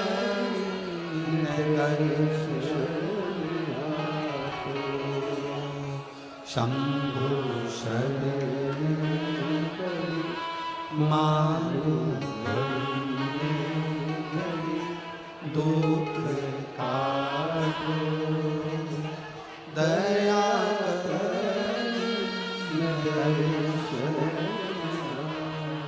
ओम श्री शिवाय नमस्तुभ्यं, श्री शिवाय नमस्तुभ्यं, श्री शिवाय नमस्तुभ्यं, श्री शिवाय नमस्तुभ्यं, श्री शिवाय नमस्तुभ्यं, श्री शिवाय नमस्तुभ्यं, श्री शिवाय। सब बोलो, सब बोलो, प्रेम से बोलो, श्री शिवाय नमस्तुभ्यं, श्री शिवाय नमस्तुभ्यं, श्री शिवाय नमस्तुभ्यं, श्री शिवाय नमस्तुभ्यं, श्री शिवाय नमस्तुभ्यं, श्री शिवाय नमस्तुभ्यं श्री शिवाय नमस्तुभ्यं श्री शिवाय नमस्तुभ्यं श्री शिवाय नमस्तुभ्यं। वो सुंदरता किसी काम की नहीं जिस सुंदरता में भगवान की भक्ति ना हो, ईश्वर की भक्ति ना हो।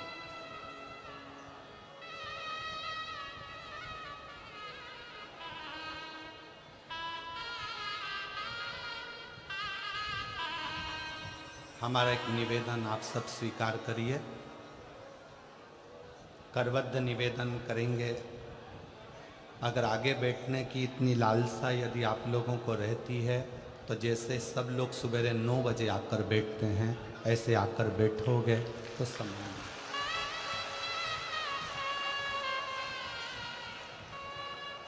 कथा केवल लाहौटी जी की नहीं, पूरा रतनगढ़ के एक एक बच्चे बच्चे की ये कथा है और रतनगढ़ की ये कथा। इसको दिल से सुनो।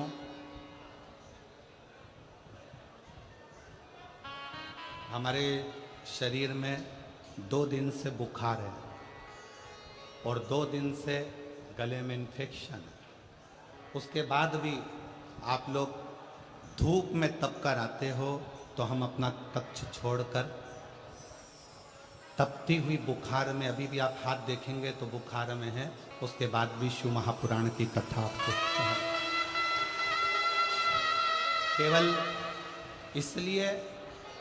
एक पत्र में एक बहन ने परसों के दिन लिखकर भेजा था, कथा होए चाहे ना हो, हम पति पत्नी पंडाल को प्रणाम करने के लिए रोज आएंगे, भले गुरुजी आप कथा करो चाहे ना करो। केवल आपके विश्वास के बल पर ये कथा कहने के लिए हम भी वहां से यहां तक आते, और आप दिल से सुनोगे तो ये कथा केवल प्रदीप मिश्रा नहीं बाच रहा है, इस कथा को स्वयं देवादिदेव महादेव आकर बाच रहे। हृदय से दिल से श्रवण करो।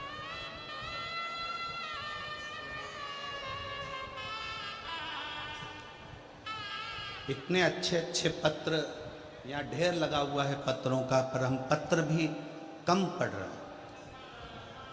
क्यों? राजस्थान में कथा कम होती है। अगर इन लोगों को दिल से मिल गई और इनकी झोली भर गई तो अगली कथा में 1 मई को पत्र पढ़ लेंगे। इसमें कोई हृदय से सुन।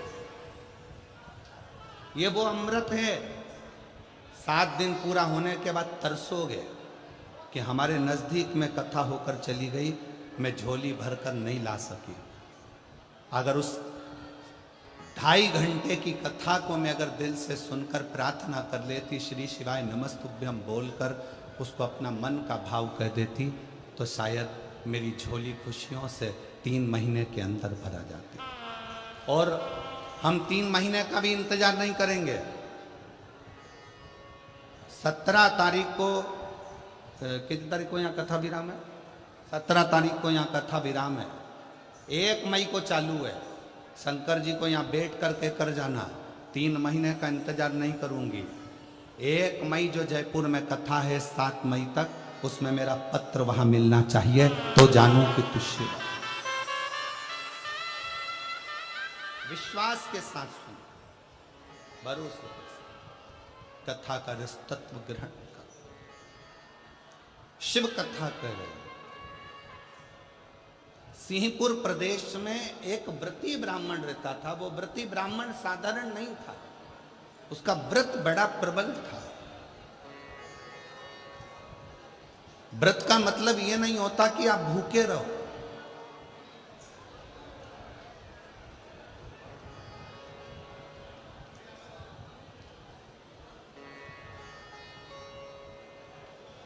भाई श्री हनुमान प्रसाद जी पोद्धर जी ने अपनी वाणी में कल्याण के शिव अंक में, अगर बन सके तो आप पढ़िएगा, कल्याण के शिव अंक में भाई श्री ने एक लाइन लिखी है।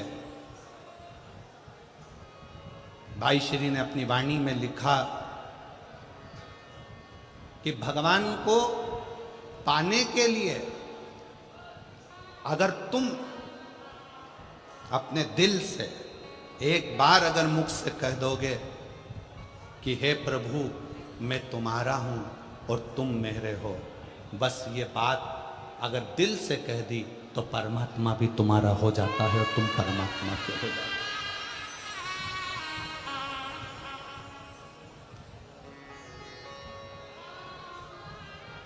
जरूरी नहीं कि उपास करोगे तो भूखे रहना पड़ेगा। व्रती का मतलब क्या होता है? व्रती का मतलब क्या है? एक सिंहपुर प्रदेश में एक व्रती ब्राह्मण रहता था। व्रती ब्राह्मण का मतलब यह है कि वो कुछ खाए पीने से या उपास रखने से, साबूदाना खाने से, मोरधन खाने से, चिप्स खाने से, वेपर्स खाने से, पपीता खाने से, सेवफल या केला खाने से व्रत नहीं होता। व्रत का मतलब है कि तुमने एक नियम बना लिया कि मैं रोज अपने घर से एक लोटा जल लेकर शंकर के मंदिर जाऊंगी, या आपने कोई नियम बना लिया कि मैं 15 मिनट शंकर का भजन करूंगी, या नियम बना लिया राम नाम, कृष्ण नाम, शिव नाम जपूंगी, ये तुम्हारा व्रत हो गया। तुम व्रती हो गए। ये व्रत तुमने धारण कर लिया।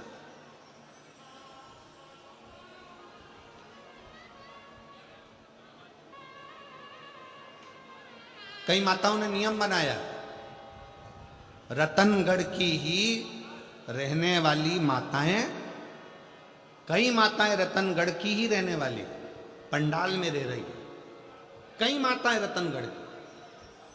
उसने नियम लिया कि मुझे 7 दिन कथा सुनना है।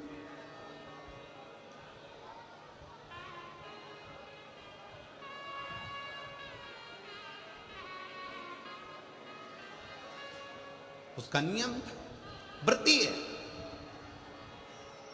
व्रत करने का मतलब यह नहीं है कि तुमने उपास करा, कुछ खाया पीना छोड़ दिया, कुछ खाना पीना छोड़ दिया तो भगवान तुमसे प्रसन्न हो जाएगा। शिव महापुराण की कथा कहती है, शंकर भगवान की कथा कहती है, यहाँ शिव पुराण कहती है कि आपका एक व्रत, कुछ भी अपनी जिंदगी में एक संकल्प, एक नियम ले लो, शिव पूरा कर देगा। व्रती हो गया। एक ब्राह्मण रहता था, बड़ा व्रती था,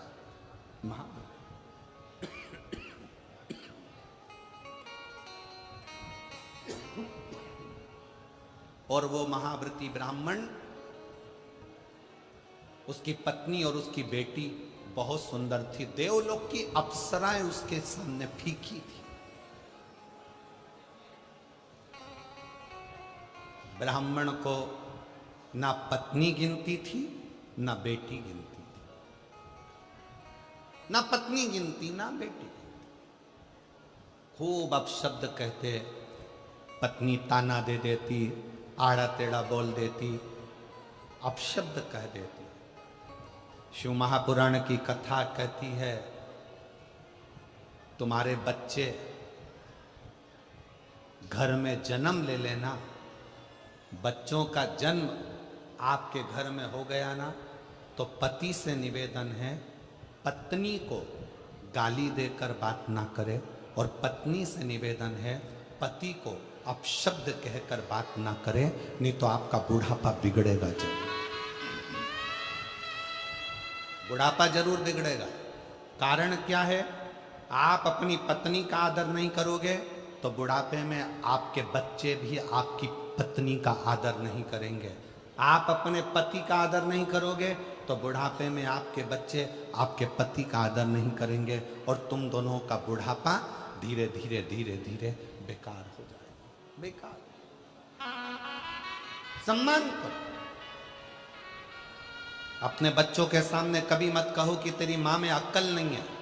भले वो पढ़े लिखी नहीं है, भले उसने BA MBA नहीं करा, भले उसने सीए नहीं बनी, भले वो डॉक्टर नहीं, इंजीनियर नहीं, पर अपने बच्चों के सामने ये बात रखो, तेरी माँ के बराबर कोई विद्वान नहीं है, तुझे विद्वान वो बनाकर रखेगी, ये निश्चित। कई माता पिता अपने बच्चों के सामने अपने को ऊंचा दिखाने के चक्कर में अपने पिता को अपशब्द कर, तेरे बाप में तो अकल नहीं है, रत्ती भर की अकल नहीं है, बच्चों के लिए कमाते बन नहीं रहा, यहां वहां घूमता रहता है, तेरा बाप तो पगला है। इस तरह के शब्द जब हम अपने बच्चों के सामने कहते हैं तो बच्चों की दृष्टि में पिता का मान घटते जाता है। कई पिता अपनी पत्नी के लिए कह देते हैं, तेरी माँ में अकल नहीं है, गंवार है, इसका पूरा खानदान बेकार है, पढ़े लिखे तो है नहीं, पूरे ढोर है, अकल नहीं है। हम अपने बच्चों के सामने जब पत्नी को इस तरह का शब्द कहते हैं, बच्चों की दृष्टि में वो माँ का सम्मान घटते जाता है।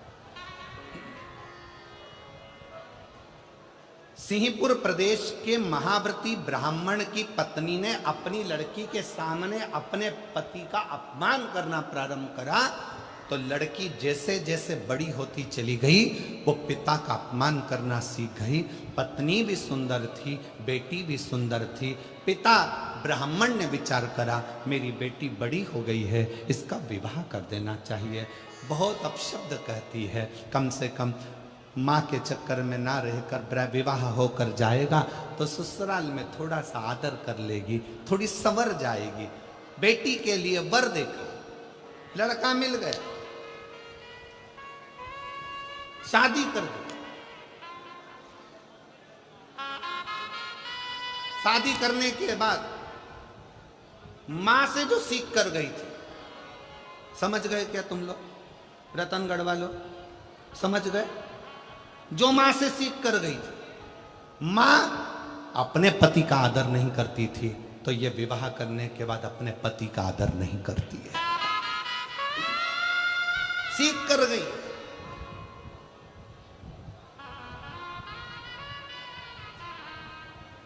निवेदन है,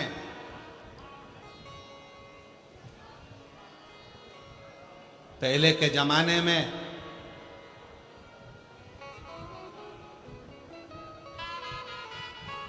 लड़की को डर लगता था सास कैसी मिलेगी। आज के जमाने में सास की रातों की नींद उड़ जाती है, जगदम्बा कैसी आएगी, कैसी कैसी। क्यों? पहले के जमाने में 4 लड़के रहते थे तो चिंता नहीं रहती थी। आज के जमाने में ले दे के एक तो बेटा और उसी की धर्म पत्नी आना है, और वो भी लड़ झगड़ के अपने ही रतनगढ़ में अपने से ही अलग होकर दूसरी जगह जाकर रहेगी। लोग क्या कहें?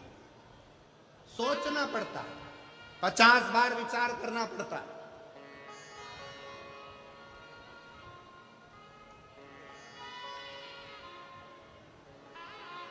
आप सबसे निवेदन है, भगवान से अगर आप बेटा मांग रही हो ना, तो भगवान से एक बात और कहना, भोलेनाथ बेटा देना, पर इसके जन्म के समय पर तुम एक लड़की का और जन्म करोगे, इसके लिए जो लिखी होगी भाग्य में। तो बेटा जब मांगो तो भगवान से कहना, इसकी जो पत्नी मिले ना, ऐसी मिले जो मेरी सेवा करती रहे, इतनी कृपा और कर देना, बस करुणा, इतनी दया और।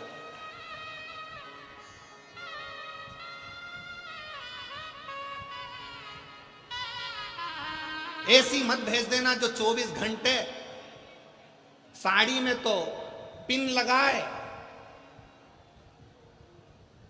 ब्यूटी पार्लर से आए और दिमाग हमारा खाए। ऐसी मत भेज दे, ऐसी नहीं चाहिए।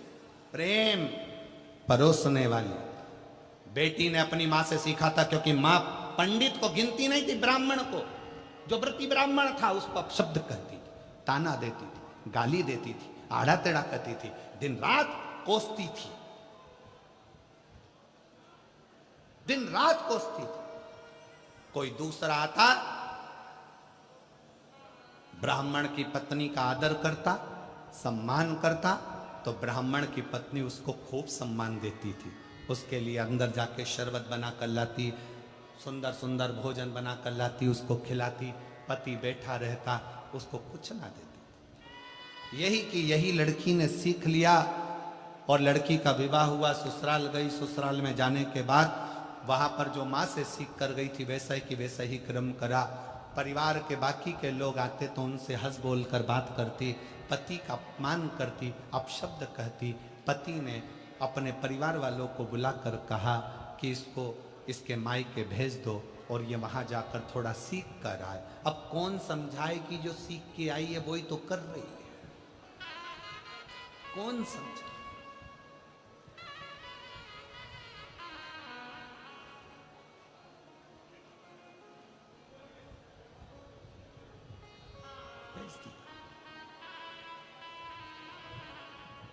अब लड़की और लड़की की माँ दोनों मिली। पिताजी ने अपनी बेटी को बिठाकर समझाया, बेटा ससुराल में सबका आदर करना सीख, सम्मान करना सीख। इतने में माँ जूड़ा बांधती बांधती आई और आकर बोली, ये अपना ज्ञान अपने पास रखो। आज तो मेरी बेटी से कह दिया, आगे से कुछ कहने की जरूरत नहीं है। ब्राह्मण ने कहा, ये जितनी तुम्हारी बेटी है उतनी मेरी भी बेटी है। मेरा फर्ज बनता है अपनी बेटी को उपदेश देना। शिव महापुराण का ये चरित्र, सिंहपुर प्रदेश के ब्राह्मण का ये चरित्र हमें बता रहा। इतना मेरा भी फर्ज बनता है कि मैं इसको समझाऊं। अपना ज्ञान अपने पास रखो, अपनी विद्वत्ता अपने पास रखो। मंदिर में घंटी बजाना और शंकर जी को एक लोटा जल चढ़ाना, इसके सिवा तुम्हारे पास कुछ नहीं रखा है। व्यर्थ की बात करते हो। मेरी बेटी ससुराल में जो करना चाहे वो करेगी। ससुराल वाले रखें चाहे ना रखें, माँ ने पत्र लिखकर भेज दिया, मेरी बेटी तो जैसी रही है वैसी रहेगी। ससुराल वालों ने हाथ जोड़कर लिखकर भेज दिया, आपकी बेटी आपके पास रखी है, हम भगवान का भजन करने वाले हैं।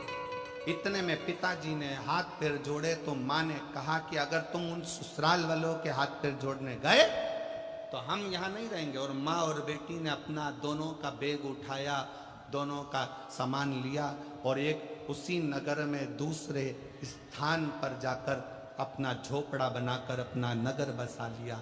झोपड़े में रहती थी। अब धीरे धीरे दोनों माँ बेटी ने एक कार्य चालू कर दिया कि माँ भी सुंदर थी और बेटी भी सुंदर थी, तो पर पुरुष पर दृष्टि दे दे।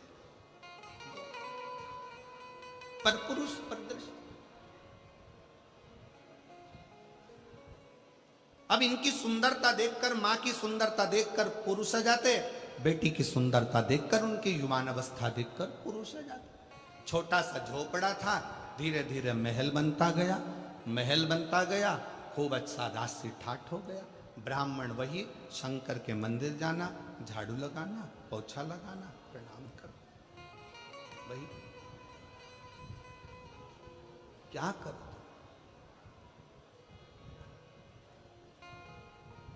और मत बुरे कर्म कर बंदे वरना पछताएगा, भगवान की आंखों से तू बच नहीं पाएगा, तू बच नहीं पाएगा।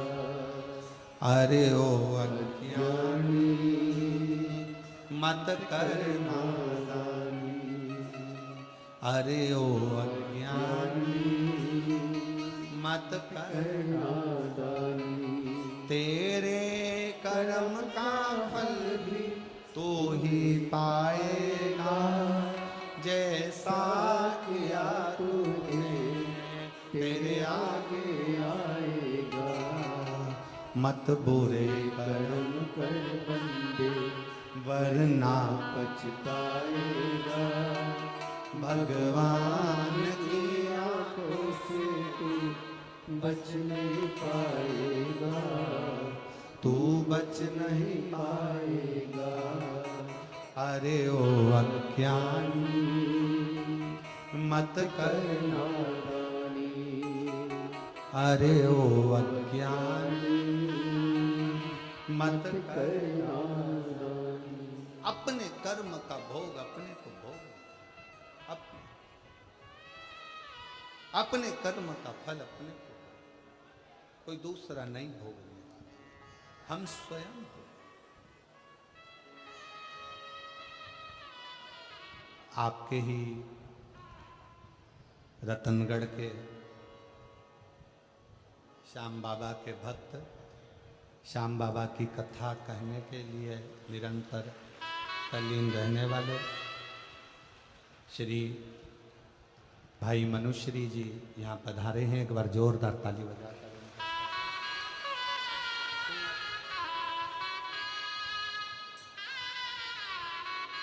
बहुत बहुत साधुवाद और स्वागत वंदन है।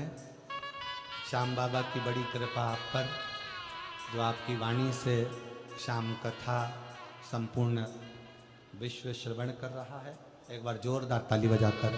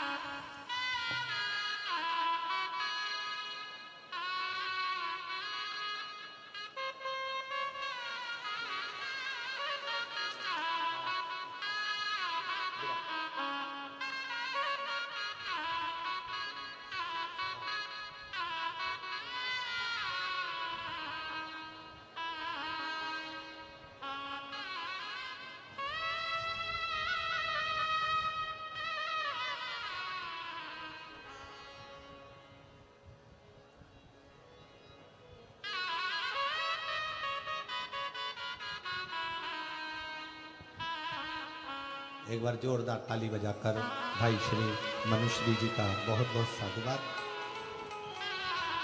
जो इस पवित्र पावन शिव महापुराण कथा के रस तत्व को ग्रहण करने के लिए यहाँ पधारे, और उससे बड़ा सौभाग्य यह है कि आप श्री के पिताश्री भी यहाँ आए हैं। उनके लिए भी बहुत बहुत प्रणाम नमन करता हूँ। शिव कृपा कर, शिव कथा कर, भगवान शंकर का संवाद करता है। मनुश्री जी की वाणी में ऐसा लगता है कि स्वयं श्याम बाबा अपनी कथा का गुणगान करते हैं, और इतनी सुंदर वाणी से आप हमेशा शिव कथा का, श्री श्याम कथा का वर्णन करते रहते हैं। बहुत बहुत साधुवाद है, प्रणाम करता हूँ। शिव कथा कर रहे, शिव महापुराण की कथा कर रही है सिंहपुर प्रदेश का वो व्रती ब्राह्मण।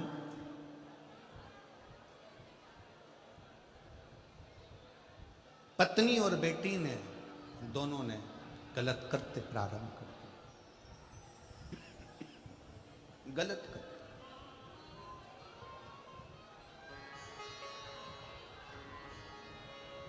और ऐसा पुरुषों को अपनी ओर आसक्त करना,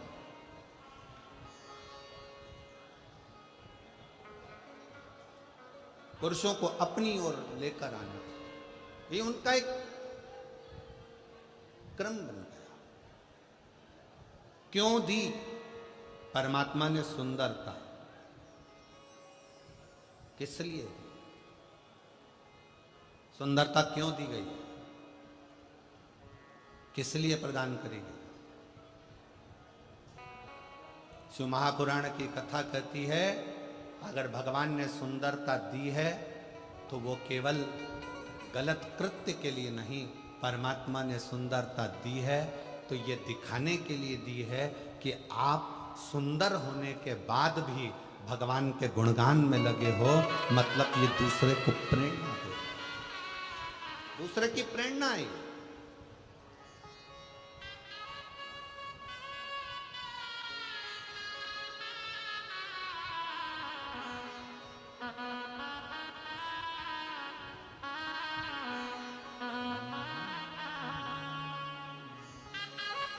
शिव की शरण में आ जा ओ शिव की शरण में आजा, बाबा की शरण में एक बार आजा आजा भोले की शरण ओ एक बार आजा आजा भोले की शरण में।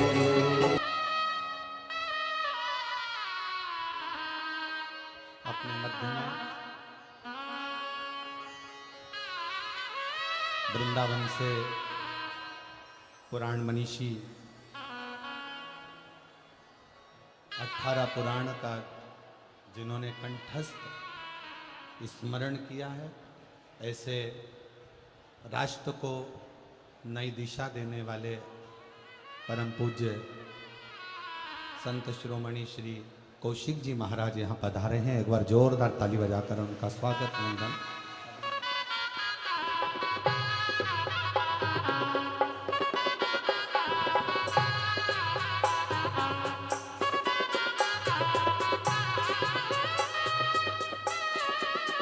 जिन्होंने ब्रज रज में गौ माता की सेवा, गौशाला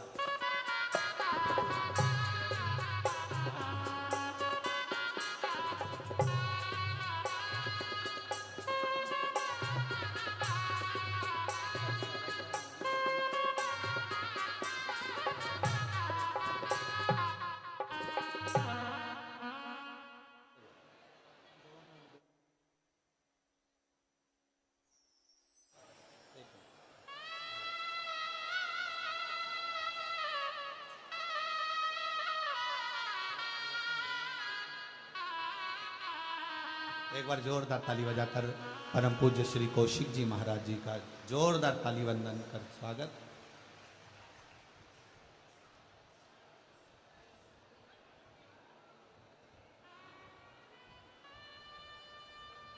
जोरदार ताली बजाकर आपका वंदन अभिनंदन स्वागत।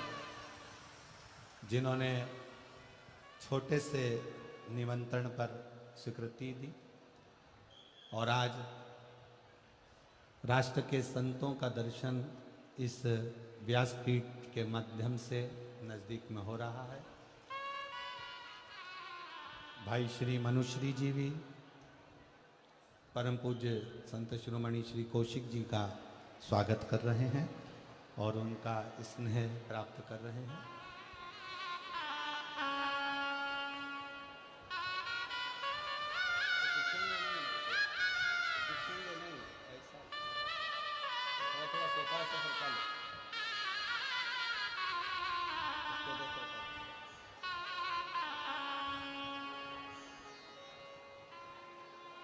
बस ठीक, अब भले दिख जाए।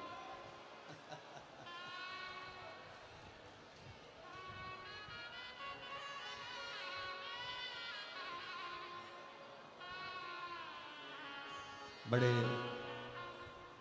भाग्य हैं रतनगढ़ के, क्योंकि भाई श्री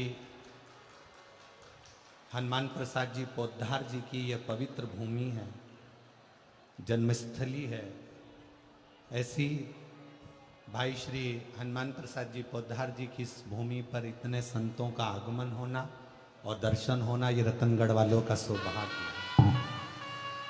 बहुत बहुत साधुवाद। हृदय से भाव से सभी बाबा को अपने मन का भाव कहेंगे और दिल से बाबा को प्रार्थना करेंगे, हृदय से भी।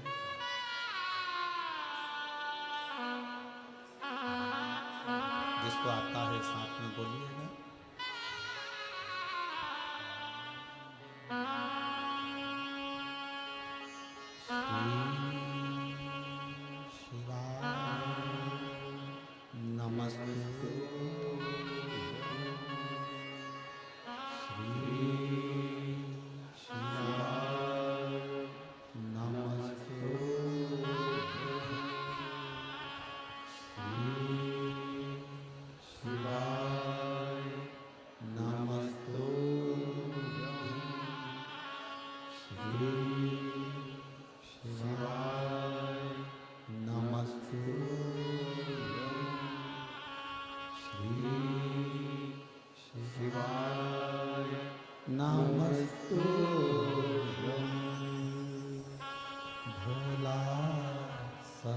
दुख काटो मारा, ओ भोला सब दुख काटो मारा। शिव शंकर जप तेरी माला, भोले बाबा जप तेरी माला, भोला सब दुख काटो मारा, ओ भोला सब दुख काटो मारा।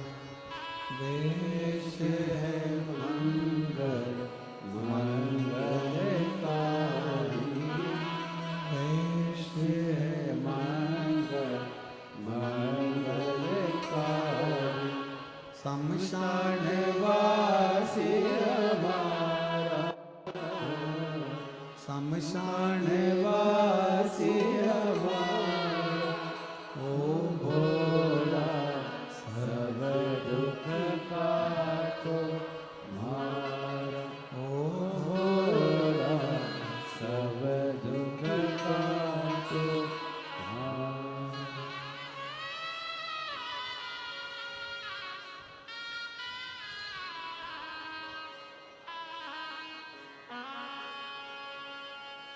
भगवान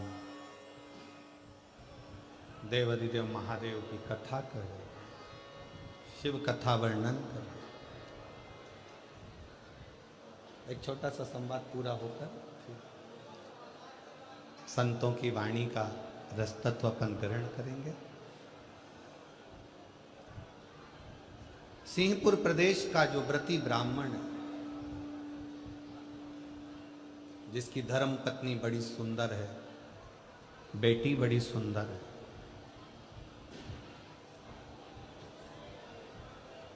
बेटी ने पति का घर छोड़ दिया है, माँ बेटी दोनों एक झोपड़ा बनाकर रहती थी, पर पुरुषों का स्मरण उनकी चित्तवृत्ति में रहता है, पर पुरुषों। और अब धीरे धीरे वो झोपड़ा झोपड़ा नहीं रहा, महल बनता गया। कारण पर पुरुषों को अपनी ओर आसक्त करना, अपने भवन में बुलाना, अपने भवन में रखना, और ना जाने कितने कितने पुरुष ऐसे थे जिन्होंने अपनी पत्नी को, अपने बच्चों को, अपने परिवार को छोड़ दिया। दोनों मां बेटी के चक्कर। अब ईमानदारी से बोलो, ऐसी सुंदरता किसी काम की है क्या? जम के बोलो जरा, है किसी काम की? किसी के घर की बहू तुम्हारे चक्कर में अगर रो रही है, किसी के घर के बच्चे तुम्हारे चक्कर में बिलख रहे हैं, तो तुम्हारी सुंदरता और तुम्हारा जीवन किसी काम का नहीं, किसी का। हिम्मत बुरे कर्म कर बंदे, वरना पछताएगा, भगवान की आंखों से तू बच नहीं पाएगा, तू बच नहीं पाएगा। अरे ओ अज्ञानी मत कर तेरे कर्म का फल भी तू ही पाएगा, जैसा किया तूने तेरे आगे आएगा। मत बुरे कर्म कर बंदे, वरना पछताएगा, भगवान की आंखों से तू बच नहीं पाएगा, तू बच नहीं पाएगा। शिव कथा कर रही है, वो सुंदरता किसी काम की नहीं जो दूसरे के घर को बर्बाद कर दे, दूसरे के घर को नष्ट। क्या करना फिर उस सुंदरता का? समय आया, पत्नी और बेटी दोनों एक बार निकल कर कहीं जा रहे थे। किसी एक राजघराने से दोनों की सुंदरता को देखने के लिए राजा ने उनको बुलाया। ब्राह्मण अपने कर्म में लगा हुआ है, ब्राह्मण अपना कर्म कर बुलाया।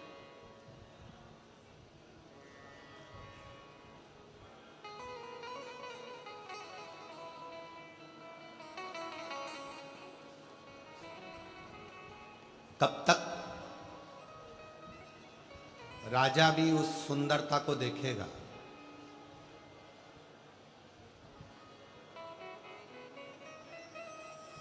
अगर परमात्मा ने तुमको बहुत सुंदर शरीर दिया है ना, उस सुंदर शरीर का सबसे बड़ा प्रयोग है भगवान का भजन करना, भगवान का स्मरण करना और भगवत नाम का जाप। कब तक देखेगा? मार्ग से जा रही थी दोनों, एक हिंसक पशु ने दोनों को भक्षण कर लिया।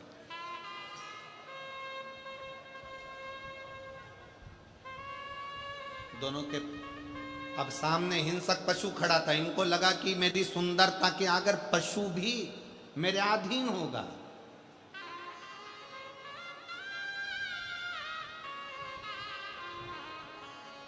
ए भाई, एक काम में डूबा हुआ व्यक्ति तुम्हारे अधीन हो सकता है सुंदरता देखकर।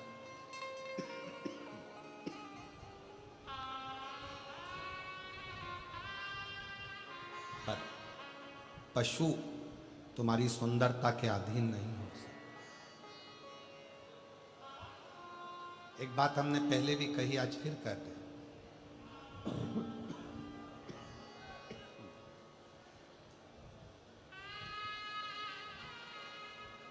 तुम कितनी भी अंग्रेजी पढ़ लो,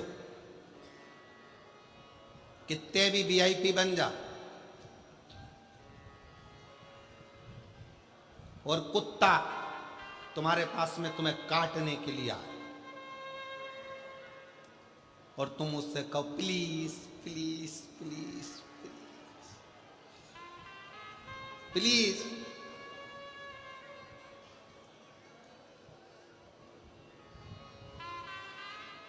मुझे टच मत कर, प्लीज प्लीज, तुम्हारी अंग्रेजी कितनी भी झाड़ो, कुत्ता के संपट पड़ेगी? कुत्ता के समझ में आएगी? कुत्ता को तुम कितनी भी अंग्रेजी बोलो वो नहीं समझ सकता, पर कुत्ता के लिए तुम्हें हिंदी की एक भाषा का प्रयोग करना पड़ेगा। हाँ!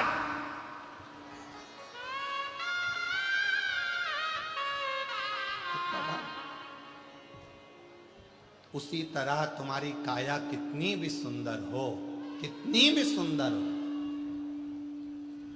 एक कामी व्यक्ति पर तुम्हारी काया का असर हो सकता है, एक लोभी पर तुम्हारी काया का असर हो सकता है, पर तुम्हारी सुंदर काया का असर किसी विरक्त संत पर कभी नहीं हो सकता है। कभी विरक्त पर किस काम की वो का? सोच लिया, विचार करा कि दोनों जा रही थी, सामने से हिंसक पशु आया। इनने सोचा अपनी सुंदरता पर जब राजा रीझ सकता है, प्रजा रीझ सकती है, पशु क्या चीज है? पशु ने इनको खा लिया, दोनों मर गए। ऊपर जाए, जमीन पर आए, कुतिया की योनि पाई दोनों ने।